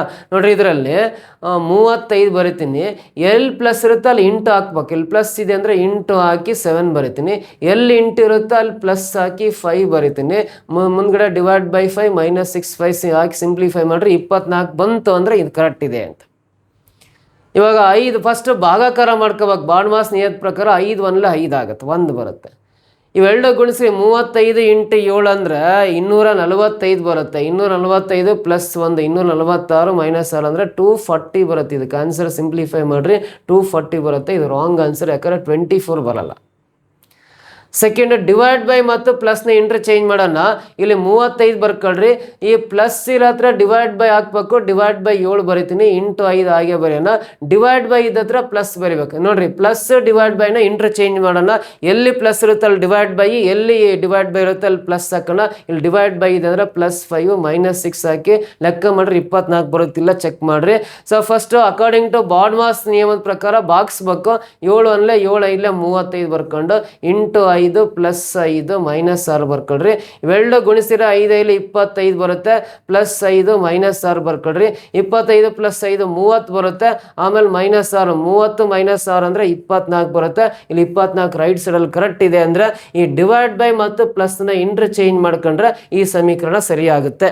ಸೆಕೆಂಡ್ ಆಪ್ಷನ್ನೇ ಕರೆಕ್ಟ್. ಇಲ್ಲಿ ಥರ್ಡ್ ಮತ್ತು ಫೋರ್ತನ್ನ ಚೆಕ್ ಮಾಡೋ ಅವಶ್ಯಕತೆ ಇಲ್ಲ. ಇದು ಟ್ರಯಲ್ ಆ್ಯಂಡ್ ಎರರ್ ಮೆಥಡೇ ಮಾಡ್ಬೇಕು, ಬೇರೆ ವೇನೇ ಇಲ್ಲ. ಆಪ್ಷನ್ ಥ್ರೂನೇ ಮಾಡ್ಕೊತ ಹೋಗ್ಬೇಕು. ಸೆಕೆಂಡ್ ಆಪ್ಷನ್ ಇಲ್ಲ, ಡಿವೈಡ್ ಮತ್ತು ಪ್ಲಸ್, ಎಲ್ಲಿ ಪ್ಲಸ್ ಇರುತ್ತೆ ಅಲ್ಲಿ divide by hockey, divide by ಇದ್ರ ಪ್ಲಸ್ನ ಇಂಟರ್ಚೇಂಜ್ ಮಾಡ್ಕೊಂಡು ಇದ್ರ ಲೆಕ್ಕ ಮಾಡಿದರೆ 24 ಕರೆಕ್ಟ್ ಬರುತ್ತೆ ಅಂದಮೇಲೆ ಆಪ್ಷನ್ ಸೆಕೆಂಡ್ ಒನ್ನೇ ಕರೆಕ್ಟ್ ಇದೆ ಅಂತ ಥರ್ಡ್ ಫೋರ್ತ್ ಚೆಕ್ ಮಾಡೋ ಅವಶ್ಯಕತೆ ಇಲ್ಲ. ಈ ರೀತಿ ಈ ಲೆಕ್ಕವನ್ನು ಬಿಡಿಸ್ಬೋದು. ನೆಕ್ಸ್ಟ್ ಕ್ವಶನ್ ಬರೋಣ. ಮುಂದಿನ ಪ್ರಶ್ನೆ, A person crosses A 600 meter long street in 5 minutes. What is is speed in km/h? ನೋಡ್ರಿ, ಒಬ್ಬ ವ್ಯಕ್ತಿ 600 ಮೀಟರ್ ಉದ್ದದ ರಸ್ತೆಯನ್ನು 5 ನಿಮಿಷಗಳಲ್ಲಿ ದಾಟ್ತಾನೆ. ಅವನ ವೇಗ ಗಂಟೆಗೆ ಕಿಲೋಮೀಟರ್ಗಳಲ್ಲಿ ಎಷ್ಟು ಅಂತ, ಕಿಲೋಮೀಟರ್ ಪರ್ ಗಂಟೆಯಲ್ಲಿ ಅವನ ವೇಗ ಎಷ್ಟು ಅಂತ. ನೋಡ್ರಿ, ಅವನು 5 ನಿಮಿಷಕ್ಕೆ 600 ಮೀಟ್ರ್ ದೂರ ಹೋಗ್ತಾ ಇದ್ದಾನೆ ಅಂತ. 5 ನಿಮಿಷಕ್ಕೆ 600 ಮೀಟ್ರ್ ದೂರ ಹೋಗ್ತಾನೆ ಅಂದರೆ ಗಂಟೆಗೆ ಕಂಡುಹಿಡಿಬೇಕಾದ್ರೆ ಗಂಟೆಗೆ 60 ನಿಮಿಷಕ್ಕೆ ಎಷ್ಟು ದೂರ ಹೋಗ್ತಾನೆ ಕಂಡುಹಿಡ್ಕೊಳ್ರಿ. ಸಿಂಪಲ್. ಸೊ ಇದು 5 1 5 1 ಉಳಿಯುತ್ತೆ, 5 2 10 ಕ್ಯಾನ್ಸಲ್ ಆಗುತ್ತೆ. 12 × 600 ಗುಣಾಕಾರ ಮಾಡಿರಿ, 12 6 72, 2 0 ಲಾಸ್ಟಿಗೆ ಬರ್ಕೊಂಡ್ರೆ 7700 ಮೀಟ್ರ್ 1 ಗಂಟೆಗೆ ಹೋಗ್ತಾನೆ. 7700 ಮೀಟ್ರ್ ಅಂದರೆ ಅದು 7.2 ಕಿಲೋಮೀಟ್ರ್ ಆಗುತ್ತೆ. 1 ಗಂಟೆಗೆ ಅವನು 7.2 ಕಿಲೋಮೀಟ್ರ್ ದೂರ ಹೋಗ್ತಾನೆ ಅಂತ ಅರ್ಥ. ಸೊ 7.2 km/h, 1 ಗಂಟೆಗೆ 7.2 ಕಿಲೋಮೀಟ್ರ್ ದೂರ ಹೋಗ್ತಾನೆ. ಆಪ್ಷನ್ ಸಿ ಅಲ್ಲ, ಸರಿ, ಆಪ್ಷನ್ ಸಿ ಅದೆಲ್ಲ ಅದು ಅಲ್ಲಿ ಬಿ ಸಿ ಇಂಟರ್ಚೇಂಜ್ ಆಗಿದೆ. But 7.2 correct. ಇದು 7700 ಮೀಟ್ರ್ 5 ನಿಮಿಷಕ್ಕೆ 600 ಮೀಟ್ರ್ ದೂರ ಹೋಗ್ತಾನೆ ಅಂದರೆ 1 ಗಂಟೆಗೆ 60 ನಿಮಿಷಕ್ಕೆ ಎಷ್ಟು ದೂರ ಹೋಗ್ತಾನೆ ಅಂದರೆ 12 72, ಇದು ಮೀಟ್ರಲ್ಲಿರೋದ್ರಿಂದ 7700 ಮೀಟ್ರ್ ಆಗುತ್ತೆ. ಸೊ ನೋಡ್ರಿ, 1 ಮೀಟ್ರಿಗೆ ಅಲ್ಲ 1 ಕಿಲೋಮೀಟ್ರಿಗೆ 1000 ಮೀಟರ್. ಸೊ 1000 ಮೀಟ್ರಿಗೆ 1 ಕಿಲೋಮೀಟ್ರ್ ಆದರೆ 7200 ಮೀಟ್ರಿಗೆ 7.2 ಕಿಲೋಮೀಟ್ರ್ ಆಗುತ್ತೆ. ಸೊ ಇದು ಮೀಟ್ರಲ್ಲಿರೋ ಸಂಖ್ಯೆ 7200 ಮೀಟ್ರ್ ಇದೆಯಲ್ಲ, ಇದು ಕಿಲೋಮೀಟ್ರಿಗೆ ಕನ್ವರ್ಟ್ ಆಗಬೇಕಂದ್ರೆ 1000ದಿಂದ ಭಾಗಿಸ್ಬೇಕು. 2 0 2 ಕ್ಯಾನ್ಸಲ್ ಆಗುತ್ತೆ. 10ರಿಂದ 72 ಭಾಗಿಸ್ರಿ 7.2 ಕಿಲೋಮೀಟ್ರ್ ಆಗುತ್ತೆ. 1 ಗಂಟೆಗೆ ಅವನು 7.2 ಕಿಲೋಮೀಟ್ರ್ ದೂರ ಹೋಗ್ತಾನೆ ಅಂತ ಅರ್ಥ. ಆಪ್ಷನ್ ಸೆಕೆಂಡ್ 7.2 ಇದೆಯಲ್ಲ, ಅದು ಕರೆಕ್ಟ್ ಆನ್ಸರು. ಗೊತ್ತಾಯ್ತಾ? ನೆಕ್ಸ್ಟ್ ಕ್ವಶನ್ ಬರೋಣ. ಬ್ಲಡ್ ರಿಲೇಷನ್ಶಿಪ್ ಮೇಲೆ ಇದೆ ನೋಡ್ರಿ. E is the son of C, D is the husband of C, B and G are the only brother and sister of daughter of D respectively. F is the maternal aunt of E and G. How is B related to E ಅಂತ ಇದೆ ನೋಡ್ರಿ. ಇಲ್ಲಿ ಕನ್ನಡದಲ್ಲೇ ಇದೆ. ಇದಕ್ಕೆ ಕೊಟ್ಟರೆ ಇದಕ್ಕೆ ಇನ್ಫಾರ್ಮೇಷನ್ಗೆ family tree ವಂಶ ವೃಕ್ಷ ಹಾಕಬೇಕು. ಇಯು ಸಿಯ ಮಗ ಅಂತ ಕೊಟ್ಟಿದ್ದಾರಲ್ಲ, ಇ ಅನ್ನೋ ವ್ಯಕ್ತಿ ಸಿಯ ಮಗ ಅಂತೇಳಿದ್ದಾರೆ. ಸಿ ಮೇಲ್ಗಡೆ ಬರ್ಕೊಂಡ್ರೆ ಇ ಅನ್ನೋರು ಸಿಯ ಮಗ ಅಂದರೆ ಪುರುಷ ಎಲ್ಲ ಪ್ಲಸ್ ಬರಿಬೇಕು. ಯಾವಾಗಲೂ ಪೇರೆಂಟ್ಸ್ನ ಮೇಲ್ ಬರಿಬೇಕು, ಮಕ್ಕಳನ್ನೆಲ್ಲ ಕೆಳ ಬರ್ಕೋಬೇಕು. ಇ ಅನ್ನೋನು ಸಿಯ ಮಗ ಪ್ಲಸ್ ಹಾಕಿದ್ದೀನಿ ಅಂದರೆ ಪುರುಷರಿಗೆಲ್ಲ ಪ್ಲಸ್ ಬರಿತೀನಿ, ಮಹಿಳೆಯರಿಗೆಲ್ಲ ಮೈನಸ್ ಬರಿತೀನಿ, ಅದು ಗೊತ್ತಿರಲಿ. ಡಿ ಯು ಸಿಯ ಗಂಡ. ಈ ಸಿಯ ಗಂಡ ಯಾರಂದರೆ ಡಿ. ಸೊ ಗಂಡ ಅಂದರೆ ಅವನು ಪುರುಷ ಪ್ಲಸ್ ಬರೀತೀನಿ. ಇವನು ಗಂಡ ಆದಮೇಲೆ ಸಿ ಹೆಂಡತಿ ಆಗಿರಲೇಬೇಕು. ಸಿ ಮತ್ತು ಡಿ ಇಲ್ಲಿ ಗಂಡ ಹೆಂಡತಿ ಅಂತ ಈ ಬಾಕ್ಸ್ ಹಾಕಿದ್ದೀನಿ ಅಂದರೆ ಇವರಿಬ್ಬರು ಗಂಡ ಹೆಂಡತಿ, ಕಪಲ್ಸ್ ಅಂತ ಅರ್ಥ. ಬಿ ಮತ್ತು ಜಿ ಕ್ರಮವಾಗಿ ಡಿಯ ಏಕೈಕ ಸಹೋದರ ಮತ್ತು ಮಗಳು ಅಂತ. ಬಿ ಅನ್ನೋರು ಡಿಯ ಏಕೈಕ ಸಹೋದರ. ಈ ಬಿ ಅನ್ನೋರು ಡಿಯ ಒಬ್ಬನೇ ಸಹೋದರ ಅಂದರೆ ಪುರುಷ ಪ್ಲಸ್ ಬರೀತೀನಿ. ಆಮೇಲೆ ಜಿ ಅನ್ನೋರು ಡಿಯ ಏಕೈಕ ಮಗಳು ಅಂತ ಇದೆ. ಸೊ ಡಿಯ ಮಗಳು ಯಾರಂದರೆ ಜಿ. ನೋಡ್ರಿ, ಜಿ ಬರೀತಾ ಇದೀನಿ. ಮಗಳು ಅಂದರೆ ಫೀಮೇಲು, ಮೈನಸ್ ಬರೀತೀನಿ. ಹಾಗಾದ್ರೆ ಸಿ ಮತ್ತು ಡಿಗೆ ಇಬ್ಬರು ಮಕ್ಕಳು, ಇ ಮತ್ತು ಜಿ. ಇವರು ಮಗಳು, ಇವನು ಮಗ ಆಗ್ತಾನೆ ಈ ಜಿ ಅನ್ನೋರು. ಇವರಿಬ್ಬರು ಸಿಬ್ಲಿಂಗ್ಸ್, ಒಡ ಹುಟ್ಟಿದವರು. ಇ ಮತ್ತು ಜಿ ಸಿಂಗಲ್ ಲೈನ್ ಹಾಕಿ ಆರೋ ಮಾರ್ಕ್ ಹಾಕಿದೆ ಅಂದರೆ ಇವರಿಬ್ಬರು ಏನಂತ ಅರ್ಥ? ಒಡ ಹುಟ್ಟಿದವರು, ಸಿಬ್ಲಿಂಗ್ಸ್ ಅಂತ ಅರ್ಥ. ಇಲ್ಲಿ ಇ ಮತ್ತು ಜಿ ಏನಾರು ಒಡ ಹುಟ್ಟಿದವರು ಆಗ್ತಾರೆ. ಇವರು ಸಿ ಮತ್ತು ಡಿಯ ಮಕ್ಕಳಾಗ್ತಾರೆ. ಎಫ್ ಯು ಇ ಮತ್ತು ಜಿಯ ತಾಯಿಯ ಸಹೋದರಿ ಅಂತಿದೆ. ಮ್ಯಾಟರ್ನಲ್ ಆಂಟ್ ಆಫ್ ಇ ಅಂತಿದೆ. ಎಫ್ ಇ ಮತ್ತು ಜಿಯ ತಾಯಿ ಯಾರಂದ್ರೆ ಸಿ. ಈ ಸಿಯ ಸಹೋದರಿ ಯಾರಾಗಿರ್ತಾರೆ? ಎಫ್ ಆಗಿರ್ತಾರೆ. ಎಫ್ ಅನ್ನೋರು ಸಿಯ ಸಹೋದರಿ ಅಂತ. ನೋಡ್ರಿ, ಎಫ್ ಇ ಮತ್ತು ಜಿಯ ತಾಯಿ ಸಿ, ಇವರ ಸಹೋದರಿ ಎಫ್ ಆಗಿರ್ತಾರೆ. ಹಾಗಾಗಿ ಎಫ್ನ ಸಹೋದರಿ ಅಂದರೆ ಸಿಯ ಸಹೋದರಿ ಅಂದರೆ ಫೀಮೇಲು, ಮೈನಸ್ ಬರೀತೀನಿ.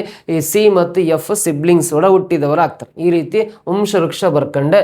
ಇಲ್ಲಿ ಪ್ರಶ್ನೆ ಕೇಳಿರೋದು ಬಿ ಯು ಈಗೆ ಹೇಗೆ ಸಂಬಂಧ ಹೊಂದಿದ್ದಾರೆ. ನೋಡ್ರಿ, ಈಗೆ ಬಿ ಏನಾಗಬೇಕು ಅಂತ ಕೇಳಿದ್ದಾರೆ.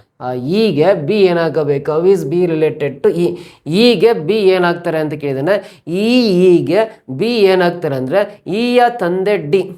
ತಂದೆಯ ಸಹೋದರ ಏನಂತ ಕರಿತೀವಿ ಅಂದರೆ ಚಿಕ್ಕಪ್ಪ ಅಂತ ಕರಿತೀವಿ, ಅಂಕಲ್ ಅಂತ ಕರಿತೀವಿ.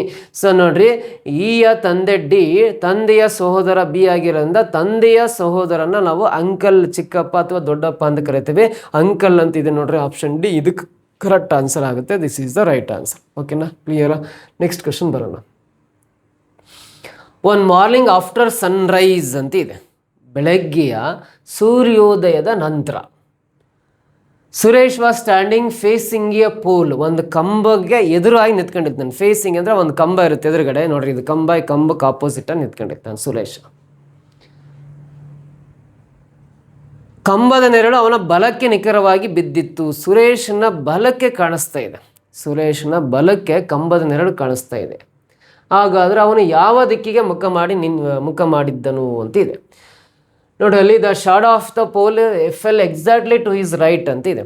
ನೋಡ್ರಿ, ಯಾವಾಗಲೂ ಮಾರ್ನಿಂಗ್ ಟೈಮಲ್ಲಿ, ಬೆಳಗ್ಗಿನ ಸಮಯದಲ್ಲಿ ನಮ್ಮ ನೆರಳು ಬಲಭಾಗಕ್ಕೆ ಬೀಳುತ್ತೆ ಅಥವಾ ಎಡಭಾಗ, ರೈಟ್ ಸೈಡು ಲೆಫ್ಟ್ ಸೈಡ್ ಅಂತ ಕೊಟ್ಟಾಗ ಯಾವಾಗಲೂ ಒಬ್ಬರು ನಾರ್ತು ಒಬ್ಬರು ಸೌತಿಗೆ ಫೇಸ್ ಮಾಡಿರಲೇಬೇಕು. ಒಬ್ಬರು ನಾರ್ತು ಒಬ್ಬರು ಸೌತಿ ಫೇಸ್ ಮಾಡಿದರೆ ಮಾತ್ರ. ಸೊ ಇದು ಕಂಬ, ಇದು ಒಂದು ಕಂಬ ಇದೆ, ಕಂಬಕ್ಕೆ ಆಪೋಸಿಟ್ಟಾಗಿ ಸುರೇಶ ನಿಂತ್ಕೊಂಡಿದ್ದಾನೆ ಅಂದರೆ ಒಬ್ಬ ನಾರ್ತು ಒಬ್ಬ ಸೌತಿಗೆ ಫೇಸ್ ಮಾಡಿದರೆ ಮಾತ್ರ ನಮ್ಮ ನೆರಳು ಬಲ ಅಥವಾ ಎಡ. ನೆರಳು ಬಲ ಮತ್ತು ಎಡ ಅಂತ ಪದಗಳು ಬಳಕೆ ಮಾಡಿದ್ದಾನೆ ಅಂದರೆ ಒಬ್ಬರು ಅದರಲ್ಲಿ ಸೌತಿ ಫೇಸ್ ಮಾಡಿರ್ತಾರೆ ದಕ್ಷಿಣಕ್ಕೆ, ಇನ್ನೊಬ್ಬರು ಉತ್ತರ ನಾರ್ತಿ ಫೇಸ್ ಮಾಡಿರ್ತಾರೆ ಅಂತ ಅರ್ಥ. ಕಂಬಕ್ಕೆ ಫೇಸ್ ಟು ಫೇಸ್ ನಿಂತ್ಕೊಂಡಿದ್ದಾನೆ ಅಂದರೆ, ಕಂಬಕ್ಕೆ ಆಪೋಸಿಟಾಗಿ ನಿಂತ್ಕೊಂಡಿದ್ದಾನೆ ಅಂದರೆ ಅಲ್ಲಿ ಅವನು ಉತ್ತರ ಅಥವಾ ದಕ್ಷಿಣಕ್ಕೆ ಮುಖ ಮಾಡಿರ್ತಾನೆ ಅಂತ. ಆಮೇಲೆ ಇನ್ನೊಂದು ಕಂಡೀಷನ್ ಇದೆ, ಮಾರ್ನಿಂಗ್ ಟೈಮಲ್ಲಿ, ಮಾರ್ನಿಂಗ್ ಟೈಮು ಇದು ಪೂರ್ವ ದಿಕ್ಕು ಅನ್ರಿ, ಇದು ಪೂರ್ವ ದಿಕ್ಕು, ಇಲ್ಲಿ ಸೂರ್ಯ ಇರ್ತಾನೆ. ಮಾರ್ನಿಂಗ್ ಟೈಮಲ್ಲಿ ಪೂರ್ವ ದಿಕ್ಕು ಹತ್ರ ಸೂರ್ಯ ಇರ್ತಾನೆ, ಬೆಳಗಿನ ಟೈಮಲ್ಲಿ ಪೂರ್ವ ದಿಕ್ಕು ಹತ್ರ ಸೂರ್ಯ ಇರ್ತಾನೆ. ಬೆಳಗಿನ ಟೈಮಲ್ಲಿ ಪೂರ್ವ ದಿಕ್ಕು ಹತ್ರ ಸೂರ್ಯ ಇದ್ದಾಗ, ಪೂರ್ವ ದಿಕ್ಕು ಹತ್ರ ಸೂರ್ಯ ಇದ್ದಾಗ ನಾವೇನಾದರೂ ನಾವು ನಾರ್ತ್ ಡೈರೆಕ್ಷನ್ ಕಡೆ ಫೇಸ್ ಮಾಡಿ ನಿಂತ್ಕೊಂಡಿವಿ ಅಂತ ನೋಡ್ರಿ. ಪೂರ್ವ ದಿಕ್ಕು ಹತ್ರ ಸೂರ್ಯ ಇದ್ದಾನೆ, ಬೆಳಗಿನ ಟೈಮು ಪೂರ್ವ ದಿಕ್ಕು ಹತ್ರ ಸೂರ್ಯ ಇದ್ದಾನೆ ಅಂದರೆ ನಾವು ಉತ್ತರಕ್ಕೆ ಮುಖ ಮಾಡಿ ನಿಂತ್ಕೊಂಡಾಗ ನಮ್ಮ ನೆರಳು ನಮಗೆ ಬಲಭಾಗದಲ್ಲಿರುತ್ತೆ. ಸೊ ನಮ್ಮ ನೆರಳು ನಮಗೆ ಬಲಭಾಗದಲ್ಲಿರುತ್ತೆ. ಅದೇ ನಾವು ದಕ್ಷಿಣಕ್ಕೆ ಮುಖ ಮಾಡಿ ನಿಂತ್ಕೊಂಡಿವಿ, ಮಾರ್ನಿಂಗ್ ಟೈಮಲ್ಲಿ ನಾವು ದಕ್ಷಿಣಕ್ಕೆ ಮುಖ ಮಾಡಿ ನಿಂತ್ಕೊಂಡಿದ್ದೀವಿ ಅಂದರೆ, ಮಾರ್ನಿಂಗ್ ಟೈಮು ನಾವು ದಕ್ಷಿಣಕ್ಕೆ ಫೇಸ್ ಮಾಡಿ ನಿಂತ್ಕೊಂಡಿವಿ ಅಂದರೆ ನಮ್ಮ ನೆರಳು ನಮಗೆ ಎಕಡೆ ಇರುತ್ತೆ ಅಂದರೆ ರೈಟ್ ಸೈಡಲ್ಲಿ ಇರುತ್ತೆ. ಉತ್ತರಕ್ಕೆ ಮುಖ ಮಾಡಿದ್ರೆ ಲೆಫ್ಟ್ ಸೈಡ್ ಇರುತ್ತೆ. ನೋಡ್ರಿ, ಉತ್ತರಕ್ಕೆ ಮುಖ ಮಾಡಿದಾಗ ಲೆಫ್ಟ್ ಸೈಡಲ್ಲಿ ಇರುತ್ತೆ. ನೋಡ್ರಿ, ಇಲ್ಲಿ ಮಾರ್ನಿಂಗ್ ಟೈಮಲ್ಲಿ ಆ ಕಂಬದ ನೆರಳು ಅವನ ಬಲಕ್ಕೆ ನಿಖರವಾಗಿ ಬಿದ್ದಿತ್ತು ಅಂತಿದೆ. ಸೊ ಯಾರ ಬಲಕ್ಕೆ ನಿಖರವಾಗಿ ಬಿದ್ದಿತ್ತು ಅಂದರೆ ಸುರೇಶನ ಬಲಭಾಗದಲ್ಲಿ ಆ ಕಂಬದ ನೆರಳು ಕಾಣಿಸ್ತಾ ಇದೆ. ಕಂಬದ ನೆರಳು ಸುರೇಶನಿಗೆ ಬಲಭಾಗದಲ್ಲಿ ಕಾಣಿಸ್ತಾ ಇದೆ ಅಂದರೆ ಸೊ ಆ ಕಂಬದ ನೆರಳು ಎಡಭಾಗದಲ್ಲಿರುತ್ತೆ ಅಂತ ಅರ್ಥ. ಸೊ ಕಂಬದ ನೆರಳು ಸುರೇಶನಿಗೆ ಬಲಗಡೆ ಕಾಣಿಸುತ್ತೆ, ಸುರೇಶನಿಗೆ ಬಲಗಡೆ ಆ ನೆರಳು ಕಾಣಿಸುತ್ತೆ ಅಂದರೆ, ಸುರೇಶನಿಗೆ ಬಲಗಡೆ ಕಾಣಿಸುತ್ತೆ ಅಂದರೆ ನೆರಳು, ಕಂಬದ ನೆರಳು ಸುರೇಶನಿಗೆ ಬಲಗಡೆ ಇದೆ ಅಂದರೆ ಆ ಕಂಬಕ್ಕೆ ಅದು ಎಡಭಾಗದಲ್ಲಿರುತ್ತೆ. ಆ ಕಂಬದ ನೆರಳು ಆ ಕಂಬಕ್ಕೆ ಎಡಭಾಗದಲ್ಲಿರುತ್ತೆ ಅಂತ, ಕಂಬಕ್ಕೆ ಎಡಭಾಗದಲ್ಲಿ. ಸುರೇಶನಿಗೆ ಬಲಗಡೆ ಕಾಣಿಸ್ತಾ ಇದೆ ಅಂದರೆ ಆ ಕಂಬದ ನೆರಳು ಕಂಬಕ್ಕೆ ಎಡಭಾಗದಲ್ಲಿರುತ್ತೆ, ಲೆಫ್ಟ್ ಸೈಡಿಗಿರುತ್ತೆ ಅಂತ. ನೋಡ್ರಿ, ಅಷ್ಟೇ ಸಿಂಪಲ್. ಸೊ ಸುರೇಶ ಮತ್ತು ಕಂಬ ಫೇಸ್ ಟು ಫೇಸ್ ನಿಂತ್ಕೊಂಡಾಗ ಕಂಬದ ನೆರಳು ಸುರೇಶನಿಗೆ ಬಲಭಾಗದಲ್ಲಿದೆ ಅಂದರೆ ಅದು ಕಂಬಕ್ಕೆ ಎಡಭಾಗದಲ್ಲಿರುತ್ತೆ. ಮಾರ್ನಿಂಗ್ ಟೈಮು ಆ ಕಂಬದ ನೆರಳು ಎಡಭಾಗದಲ್ಲಿದೆ ಅಂದರೆ ಆ ಕಂಬ ಎಕಡೆ ಇರುತ್ತೆ ಅಂದರೆ ಉತ್ತರಕ್ಕೆ ಮುಖ ಮಾಡಿ ನಿಂತ್ಕೊಂಡಿರುತ್ತೆ. ಉತ್ತರಕ್ಕೆ ಮುಖ ಮಾಡಿ ನಿಂತ್ಕೊಂಡಾಗ ಉತ್ತರಕ್ಕೆ ಮುಖ ಮಾಡಿ ನಿಂತ್ಕೊಂಡಾಗ ಕಂಬದ ನೆರಳು ಎಡಭಾಗದಲ್ಲಿರುತ್ತೆ. ಕಂಬ ಉತ್ತರಕ್ಕಿದೆ ಅಂದರೆ ಆ ವ್ಯಕ್ತಿ ಸುರೇಶ ದಕ್ಷಿಣಕ್ಕೆ ಮುಖ ಮಾಡಿ ನಿಂತ್ಕೊಂಡಿರ್ತಾನೆ. ಆ ಸುರೇಶ ಎಕಡೆ ಫೇಸ್ ಮಾಡಿರ್ತಾನೆ ಅಂದರೆ ದಕ್ಷಿಣಕ್ಕೆ ಮುಖ ಮಾಡಿ ನಿಂತಿರ್ತಾನೆ. ಆ ದಕ್ಷಿಣ ಅನ್ನೋದು ಆಪ್ಷನ್ ಸಿ ನಲ್ಲಿದೆ ನೋಡ್ರಿ, ಇದು ಕರೆಕ್ಟ್ ಆನ್ಸರ್ ಆಗುತ್ತೆ, ಆಪ್ಷನ್ ಸಿ. ಇದು ನಾವು ಹೆಂಗಂದ್ರೆ ಆ ಅಟ್ಮಾಸ್ಫಿಯರನ್ನು ಎಕ್ಸಾಂಪಲ್ ಆಗಿ ತಗೊಂಡು ಮಾಡಿದ್ರೆ ಕ್ಲಾರಿಟಿ ಸಿಗುತ್ತೆ. ಬೋರ್ಡಲ್ಲಿ ಅದನ್ನ ಬರೀಲಿಕ್ಕೆ ಕಷ್ಟ, ಹಾಗಾಗಿ ಆ ಸೌತ್ ನಾರ್ತ್ ಗೊತ್ತಿದ್ದು ಅದನ್ನು ನೀಟಾಗಿ ಐಡೆಂಟಿಫೈ ಮಾಡ್ಕೊಂಡ್ರೆ ಸೌತ್ ಡೈರೆಕ್ಷನ್ ಬರುತ್ತೆ. ಇದು ಕರೆಕ್ಟ್ ಆನ್ಸರ್ ಆಗುತ್ತೆ. ಸೊ ಇಲ್ಲಿ ಇಂಗ್ಲೀಷಲ್ಲಿ ಇದೆ, ಸಿಲೋಯಿಸಮ್ ಸಂಬಂಧಪಟ್ಟಿದ್ದು. ಇದನ್ನು ಕನ್ನಡದಲ್ಲಿ ಹಾಕಿ ತೋರಿಸ್ತೀನಿ ನಿಮಗೆ. 2 ಹೇಳಿಕೆಗಳನ್ನು ಕೊಟ್ಟಿದ್ದಾನೆ ಇಲ್ಲಿ, ಸ್ಟೇಟ್ಮೆಂಟ್ಸ್. ಈ 2 ಹೇಳಿಕೆಗೆ ಸಂಬಂಧಪಟ್ಟಂತೆ 4 ತೀರ್ಮಾನಗಳಿದ್ದಾವೆ. 4 ತೀರ್ಮಾನಗಳಲ್ಲಿ ಯಾವ ತೀರ್ಮಾನ ಸರಿ ಅಂತ ಕೊಟ್ಟಿರೋ ಹೇಳಿಕೆಗಳನ್ನು ನಾವು ನಿಜ ಅಂತ ಭಾವಿಸ್ಕೊಂಡ್ಬಿಟ್ಟು ಅದಕ್ಕೆ ಸಂಬಂಧಪಟ್ಟಂಥ ತೀರ್ಮಾನಗಳಲ್ಲಿ ಯಾವ್ದು ರೈಟು ಯಾವ್ದು ರಾಂಗು ಅಂತ ಐಡೆಂಟಿಫೈ ಮಾಡಬೇಕು. ಸೊ ಫಸ್ಟ್ ನೋಡ್ರಿ, ಕೆಲವು ಶಿಕ್ಷಕರು ವಿದ್ಯಾರ್ಥಿಗಳು ಅಂತಿದೆಲ್ಲ ಕೊಟ್ಟಿರೋ ಹೇಳಿಕೆಗಳಿಗೆ ಸ್ಟೇಟ್ಮೆಂಟ್ಸ್ ಅಂತ ಕರಿತೀವಲ್ಲ, ಇವಕ್ಕೆ ನಾವು ವೆನ್ ಡಯಾಗ್ರಾಮ್ ಡ್ರಾ ಮಾಡಬೇಕು. ಕೆಲವು ಶಿಕ್ಷಕರು ವಿದ್ಯಾರ್ಥಿಗಳು ಅಂದ್ರೆ ಕೆಲವು ಅಂತ ಪದ ಇದ್ದರೆ, ಇಲ್ಲಿ ಕೆಲವು ಸಮ್ ಅಂತ ಇಂಗ್ಲೀಷಲ್ಲಿ ಇರುತ್ತೆ, ಕೆಲವು ಅಂತ ಪದ ಇದ್ದರೆ ಆ ಶಿಕ್ಷಕರು ಮತ್ತು ವಿದ್ಯಾರ್ಥಿಗಳ ಸಂಖ್ಯೆಯನ್ನು ನಾವು ಇಂಟರ್ಸೆಕ್ಟ್ ಆಗೋ ಥರ ಬರಿಬೇಕು. ಶಿಕ್ಷಕರು ಇದು ವಿದ್ಯಾರ್ಥಿಗಳು, ಕೆಲವು ಅಂತ ಪದ ಇದ್ದಾಗ ಛೇದಿಸುವ ವೃತ್ತಗಳನ್ನು ಬರಿಬೇಕು, ಕೆಲವು ಶಿಕ್ಷಕರು ವಿದ್ಯಾರ್ಥಿಗಳು ಅಂತ. ಆಮೇಲೆ ಎಲ್ಲ ವಿದ್ಯಾರ್ಥಿಗಳು ಹುಡುಗಿಯರು ಅಂತಿದೆ, ಇಲ್ಲಿ ವಿದ್ಯಾರ್ಥಿಗಳಲ್ಲ ಎಲ್ಲ ಅಂತಂದರೆ ಇದ್ರ ಮೇಲ್ಗಡೆ ಕಾನ್ಸಂಟ್ರಿಕ್ ಸರ್ಕಲ್ ಹಾಕಿ ಎಲ್ಲ ವಿದ್ಯಾರ್ಥಿಗಳು ಹುಡುಗಿಯರು ಅಂತ ಇದೆಯಲ್ಲ, ಎಲ್ಲ ಅಂದರೆ ಅದ್ರ ಮೇಲ್ಗಡೆ ಫುಲ್ ಹಾಕಿ ಬರಿಬೇಕು, ಎಲ್ಲ ವಿದ್ಯಾರ್ಥಿಗಳು ಹುಡುಗಿಯರು ಅಂತಿದೆಯಲ್ಲ ಈ ಥರ ಹಾಕಬೇಕು. ಕೊಟ್ಟಿರೋ ಸ್ಟೇಟ್ಮೆಂಟ್ಸ್ಗೆ ಇದು ವೆನ್ ಡಯಾಗ್ರಾಮ್ ಈ ರೀತಿ ಬರೀತೀವಿ. ಈ ವೆನ್ ಡಯಾಗ್ರಾಮ್ ಮೂಲಕ ಯಾವ ತೀರ್ಮಾನಗಳು ಸರಿ ಅಥವಾ ಯಾವ ತಪ್ಪು ಅಂತ ನೋಡ್ಕೋಬೇಕು. ನೋಡಿ, ಕೆಲವು ಅಂದರೆ ಇಂಟರ್ಸೆಕ್ಟ್ ಆಗೋ ಥರ ಬರೀಬೇಕು, ಎಲ್ಲ ಅಂದರೆ ಅದ್ರ ಮೇಲ್ಗಡೆ ಬರೀಬೇಕು. ಆಲ್ರೆಡಿ ವಿದ್ಯಾರ್ಥಿಗಳು ಡ್ರಾ ಮಾಡಿದ್ದೀವಿ, ಮತ್ತೆ ಮಾಡೋ ಅವಶ್ಯಕತೆ ಇಲ್ಲ. ಹುಡುಗಿಯರು, ಎಲ್ಲ ವಿದ್ಯಾರ್ಥಿಗಳು ಹುಡುಗಿಯರು ಅಂದರೆ ವಿದ್ಯಾರ್ಥಿಗಳ ಮೇಲ್ಗಡೆ ಹುಡುಗಿಯರು ಸರ್ಕಲ್ ಬರೀಬೇಕು. ಇವಾಗ ಮೊದಲನೇ ತೀರ್ಮಾನ, ಎಲ್ಲ ಶಿಕ್ಷಕರು ಹುಡುಗಿಯರು ಅಂತಿದೆ. ಶಿಕ್ಷಕರ ಸರ್ಕಲ್ ಇಲ್ಲಿದೆ, ಹುಡುಗಿಯರ ಸರ್ಕಲ್ ಇಲ್ಲಿದೆ. ಇವೆರಡು ನೋಡ್ರಿ, ಶಿಕ್ಷಕರು ಹುಡುಗಿಯರ ಸರ್ಕಲ್ ಇಂಟರ್ಸೆಕ್ಟ್ ಆಗಿದ್ದಾವೆ, ಛೇದಿಸಿದವೆ. ಅಂದರೆ ಯಾವುದೇ ಎರಡು ಸರ್ಕಲ್ ಛೇದಿಸಿದವೆ ಅಂದರೆ ಅಲ್ಲಿ ಸಮ್ ಪದ ಬರಬೇಕು, ಕೆಲವು ಅಂತ ಪದ ಸ್ಟಾರ್ಟಿಂಗ್ ಇರಬೇಕು. ಇಲ್ಲಿ ಕೆಲವು ಅಂತಿಲ್ಲ, ಎಲ್ಲ ಅಂತಿರೋದ್ರಿಂದ ಮೊದಲನೇ ತೀರ್ಮಾನ ರಾಂಗ್ ಅಂತ ಹೇಳ್ತೀವಿ. ಓಕೆನಾ? ನೆಕ್ಸ್ಟ್ ಬರೋಣ, ಕೆಲವು ಹುಡುಗಿಯರು ಶಿಕ್ಷಕರು ಅಂತಿದೆ. ಸೊ ಕೆಲವು ಹುಡುಗಿಯರು ನೋಡ್ರಿ, ಇದು ಹುಡುಗಿಯರ ಸರ್ಕಲ್, ಇದು ಶಿಕ್ಷಕರ ಸರ್ಕಲ್, ಇವೆರಡು ಇಂಟರ್ಸೆಕ್ಟ್ ಆಗಿದ್ದಾವೆ. ಯಾವುದೇ ಎರಡು ವೃತ್ತಗಳು ಇಂಟರ್ಸೆಕ್ಟ್ ಆಗಿದ್ದಾವೆ, ಛೇದಿಸಿದ್ದೇವೆ ಅಂದರೆ ಕೆಲವು ಅಂತ ಪದ ಬರಬೇಕು, ಸಮ್ ಅಂತ ಬರಬೇಕು. ಇಲ್ಲಿ ಕೆಲವು ಅಂತ ಪದ ಇದೆ ಅಂದರೆ ಎರಡನೇ ತೀರ್ಮಾನ ಸರಿ ಅಂತ ಬರಿತೀವಿ. ಸೆಕೆಂಡ್ ಕನ್ಕ್ಲೂಷನ್ ಟ್ರೂ ಇದೆ ಅಂತ. ನೆಕ್ಸ್ಟ್ ಥರ್ಡ್ ಒನ್ ಬರೋಣ, ಕೆಲವು ಹುಡುಗಿಯರು ವಿದ್ಯಾರ್ಥಿಗಳು ಅಂತಿದೆ. ಕೆಲವು ಹುಡುಗಿಯರು ವಿದ್ಯಾರ್ಥಿಗಳು ಅಂತಿದೆಯಲ್ಲ, ಹುಡುಗಿಯರ ಸರ್ಕಲ್ ಇದು ಫುಲ್, ಇದು ಹುಡುಗಿಯರ ಸರ್ಕಲ್. ವಿದ್ಯಾರ್ಥಿಗಳನ್ನೋದು ಒಳಗಡೆ ಇದೆ, ಇವು ಒಂದ್ರ ಒಳಗಡೆ ಒಂದಿದೆ. ಹುಡುಗಿಯರ ಸರ್ಕಲ್ಲು ವಿದ್ಯಾರ್ಥಿಗಳ ಸರ್ಕಲ್ ಒಂದ್ರ ಒಳಗಡೆ ಒಂದಿದೆ. ಕಾನ್ಸೆಂಟ್ರಿಕ್ ಸರ್ಕಲ್ಸ್, ಏಕಕೇಂದ್ರೀಯ ವೃತ್ತಗಳು ಅಂತ ಕರಿತೀವಿ. ಒಂದ್ರ ಒಳಗಡೆ ಒಂದಿರೋದ್ರಿಂದ ನೋಡ್ರಿ, first outer circle, outside circle name first ಕೊಟ್ಟು ಆಮೇಲೆ ಇನ್ಸೈಡ್ ಸರ್ಕಲ್ ನೇಮ್ ನೆಕ್ಸ್ಟ್ ಕೊಟ್ಟ ಅಂದರೆ, ಇನ್ಸೈಡ್ ಸರ್ಕಲ್ ನೇಮ್ ನೆಕ್ಸ್ಟ್ ಕೊಟ್ಟ ಅಂದರೆ ಆ ಒಂದು ಕನ್ಕ್ಲೂಷನಲ್ಲಿ ಸಮ್ ಅಂತ ಪದ ಇರಬೇಕು. ಅಂದರೆ ಕೆಲವು ಅಂತ ಪದ ಇದ್ದರೆ ಆ ತೀರ್ಮಾನ ಸರಿಯಾಗಿರುತ್ತೆ. ಅಥವಾ ಮೊದಲು ಒಳಗಿನ ವೃತ್ತದ ಹೆಸರು ಕೊಟ್ಟು ಇನ್ಸೈಡ್ ಸರ್ಕಲ್ ನೇಮ್ ಕೊಟ್ಟು ಆಮೇಲೆ ಔಟ್ಸೈಡ್ ಸರ್ಕಲ್ ನೇಮ್ ಕೊಟ್ಟ, ಹೊರಗಿನ ವೃತ್ತದ ನೇಮ್ ಆಮೇಲೆ ಕೊಟ್ಟ ಅಂದರೆ ಆ ಒಂದು ಕನ್ಕ್ಲೂಷನಲ್ಲಿ ಸ್ಟಾರ್ಟಿಂಗ್ ಆಲ್ ಅಂತ ಪದ ಇದ್ದರೆ, ಎಲ್ಲ ಅಂತ ಪದ ಇದ್ದರೆ ಆ ತೀರ್ಮಾನ ಸರಿಯಾಗಿರುತ್ತೆ. ಈ ಥರ ಕಾನ್ಸೆಂಟ್ರಿಕ್ ಸರ್ಕಲ್ಸ್ ಇದ್ದರೆ, ಒಂದರೊಳಗಡೆ ಒಂದು ವೃತ್ತ ಇದ್ದಾಗ ಈ ಕಂಡೀಷನ್ಸ್ ಗೊತ್ತಾಗ್ಬೇಕು ನಿಮಗೆ. ಇಲ್ಲಿ ನೋಡ್ರಿ, ಫಸ್ಟ್ ಹುಡುಗಿಯರು ಪದ ಇದೆ, ಆಮೇಲೆ ವಿದ್ಯಾರ್ಥಿಗಳು ಅಂತಿದೆ. ಹುಡುಗಿಯರು ಅನ್ನೋದು ಔಟರ್ ಸರ್ಕಲ್, ಔಟ್ಸೈಡ್ ಸರ್ಕಲ್. ವಿದ್ಯಾರ್ಥಿಗಳನ್ನೋದು ಇನ್ಸೈಡ್ ಸರ್ಕಲ್. ಹಾಗಾಗಿ ಔಟ್ಸೈಡಿಂದ ಇನ್ಸೈಡ್ ಕೊಟ್ಟರೆ, ಔಟ್ಸೈಡ್ ಟು ಇನ್ಸೈಡ್ ಕೊಟ್ಟರೆ ಆ ಒಂದು ತೀರ್ಮಾನದಲ್ಲಿ ಸ್ಟಾರ್ಟಿಂಗ್ ಸಮ್ ಅಥವಾ ಕೆಲವು ಪದ ಇದ್ದರೆ ಆ ತೀರ್ಮಾನ ಸರಿ ಆಗುತ್ತೆ. ಇಲ್ಲಿ ಕೆಲವು ಅಂತ ಕರೆಕ್ಟ್ ಇರೋದ್ರಿಂದ ಮೂರನೇ ತೀರ್ಮಾನ ಕೂಡ ಸರಿ ಇದೆ ಅಂತ ಹೇಳ್ತೀವಿ. ಓಕೆನಾ? ಈ ರೂಲ್ಸ್ ಗೊತ್ತಿರ್ಬೇಕು ಇದಕ್ಕೆ. ಆಮೇಲೆ ಎಲ್ಲ ವಿದ್ಯಾರ್ಥಿಗಳು ಶಿಕ್ಷಕರು ಅಂತಿದೆ. ಸೊ ಅಲ್ಲಿ ವಿದ್ಯಾರ್ಥಿಗಳ ಸಂಖ್ಯೆ ಇಲ್ಲಿದೆ, ಶಿಕ್ಷಕರ ವೃತ್ತ ಇಲ್ಲಿದೆ. ಈ ವಿದ್ಯಾರ್ಥಿಗಳು ಶಿಕ್ಷಕರ ವೃತ್ತಗಳು ಛೇದಿಸಿದವಲ್ಲ, ಇಂಟರ್ಸೆಕ್ಟ್ ಆಗಿದ್ದಾವೆ ಅಂದರೆ ಕೆಲವು ಅಂತ ಪದ ಬರಬೇಕು ಇಂಟರ್ಸೆಕ್ಟ್ ಆದಾಗ. ಇಲ್ಲಿ ಎಲ್ಲ ಅಂತ ಇರೋದ್ರಿಂದ ಇದು ರಾಂಗ್ ಆಗುತ್ತೆ. ಹಾಗಾದ್ರೆ ಈ 4 ತೀರ್ಮಾನಗಳಲ್ಲಿ ಎರಡನೇದು ಮೂರನೇದು ಮಾತ್ರ ಸರಿಯಾಗಿದ್ದಾವೆ, ಫಸ್ಟ್ ಫೋರ್ತ್ ರಾಂಗ್ ಇದೆ. ಅಂದರೆ only second and third follows ಅಂತ ನೋಡ್ರಿ, only second and third follow ಅಂತ ಆಪ್ಷನ್ ಬಿ ಇದೆಯಲ್ಲ, ಇದು ಕರೆಕ್ಟ್ ಆನ್ಸರ್ ಆಗುತ್ತೆ, ಎಕ್ಸಾಕ್ಟ್ ಆನ್ಸರ್. ಓಕೆನಾ? ನೆಕ್ಸ್ಟ್ ಪ್ರಶ್ನೆ ಬರೋಣ. A batsman scored 110 runs which included 3 boundaries and 8 sixes. What % of his total score did he make by running between the wickets ಅಂತಿದೆ. ನೋಡ್ರಿ, ಒಬ್ಬ ಬ್ಯಾಟ್ಸ್ಮನ್ನು 3 ಬೌಂಡ್ರಿ 8 6 ಸೇರಿ 110 ರನ್ ಗಳಿಸಿದ್ದಾನೆ. ಹಾಗಾದರೆ ವಿಕೆಟ್ಗಳ ನಡುವೆ ಓಡುವ ಮೂಲಕ ಅವನು ತಮ್ಮ ಒಟ್ಟು ಸ್ಕೋರ್ನಲ್ಲಿ ಎಷ್ಟು ಪ್ರತಿಶತವನ್ನು ಗಳಿಸಿದರು ಅಂತಿದೆ.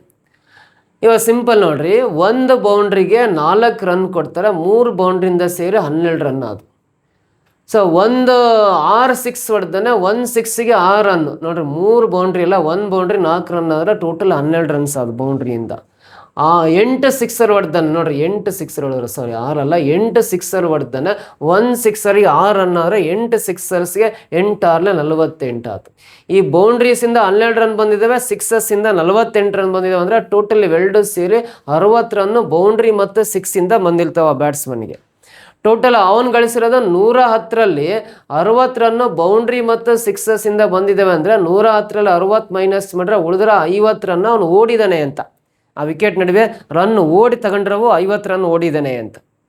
ಸೊ ಟೋಟಲ್ ರನ್ನಲ್ಲಿ ಎಷ್ಟು ಪರ್ಸೆಂಟ್ನಷ್ಟು ಇದ್ದಾವೆ ಅಂತ ಇವಾಗ ಕೇಳಿದೆ ನಾನು. ಟೋಟಲ್ 110 ರನ್ನಲ್ಲಿ ವಿಕೆಟ್ಗಳ ನಡುವೆ ಓಡಿ ಗಳಿಸಿರೋದು ರನ್ ಎಷ್ಟು? 50. 110ಕ್ಕೆ 50 ಆದರೆ ಪ್ರತಿಶತ ಅಂದರೆ 100ಕ್ಕೆ ಎಷ್ಟು ರನ್ ಓಡಿದಾನೆ ಅಂತ ಕಂಡುಹಿಡಬೇಕು.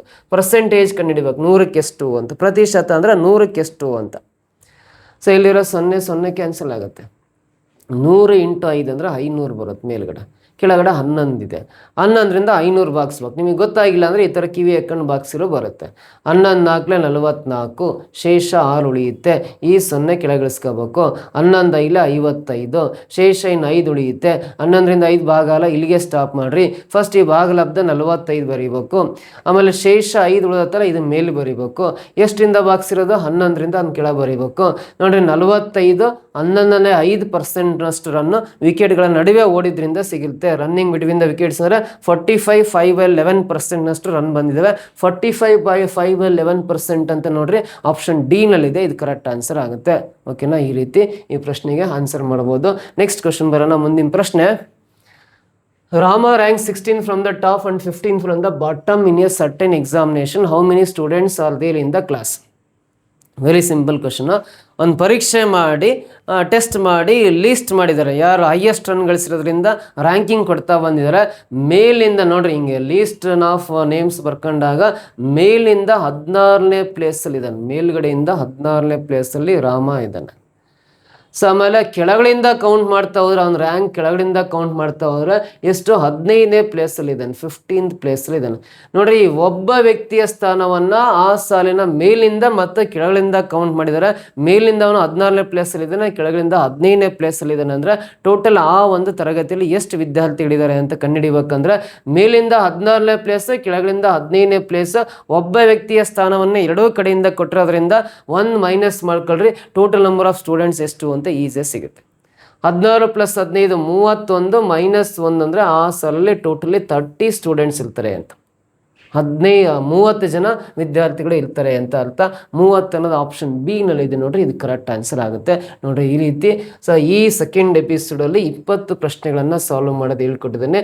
ನೆಕ್ಸ್ಟ್ ಇದೇ ಥರ ನೆಕ್ಸ್ಟ್ ಕ್ಲಾಸಲ್ಲಿ ಮತ್ತೆ 20 ಕ್ವಶನ್ಸ್ ಬೇರೆ ಬೇರೆ ಥರ ಕ್ವಶನ್ಸ್ನ ತಗೊಂಬಂದು ನಿಮ್ಮ ಮುಂದೆ ಬರ್ತೀನಿ. ಸೊ ನನ್ನ ಕ್ಲಾಸಸ್ ನಿಮಗೆ ಇಷ್ಟ ಆದರೆ ದಯವಿಟ್ಟು ಲೈಕ್ ಮಾಡಿ, ಕಮೆಂಟ್ ಮಾಡಿ, ನಿಮ್ಮ ಫ್ರೆಂಡ್ಸ್ ಗ್ರೂಪಿಗೆಲ್ಲ ಮಿಸ್ ಮಾಡೋದನ್ನು ಶೇರ್ ಮಾಡ್ತಾ ಬನ್ನಿ. ನೆಕ್ಸ್ಟ್ ಕ್ಲಾಸಲ್ಲಿ ಮತ್ತೆ ಬೇರೆ ರೀತಿಯ ಪ್ರಶ್ನೆಗಳನ್ನು ಹಾಕೊಂಡು ಸಾಲ್ವ್ ಮಾಡ್ತೀನಿ. Thank you so much.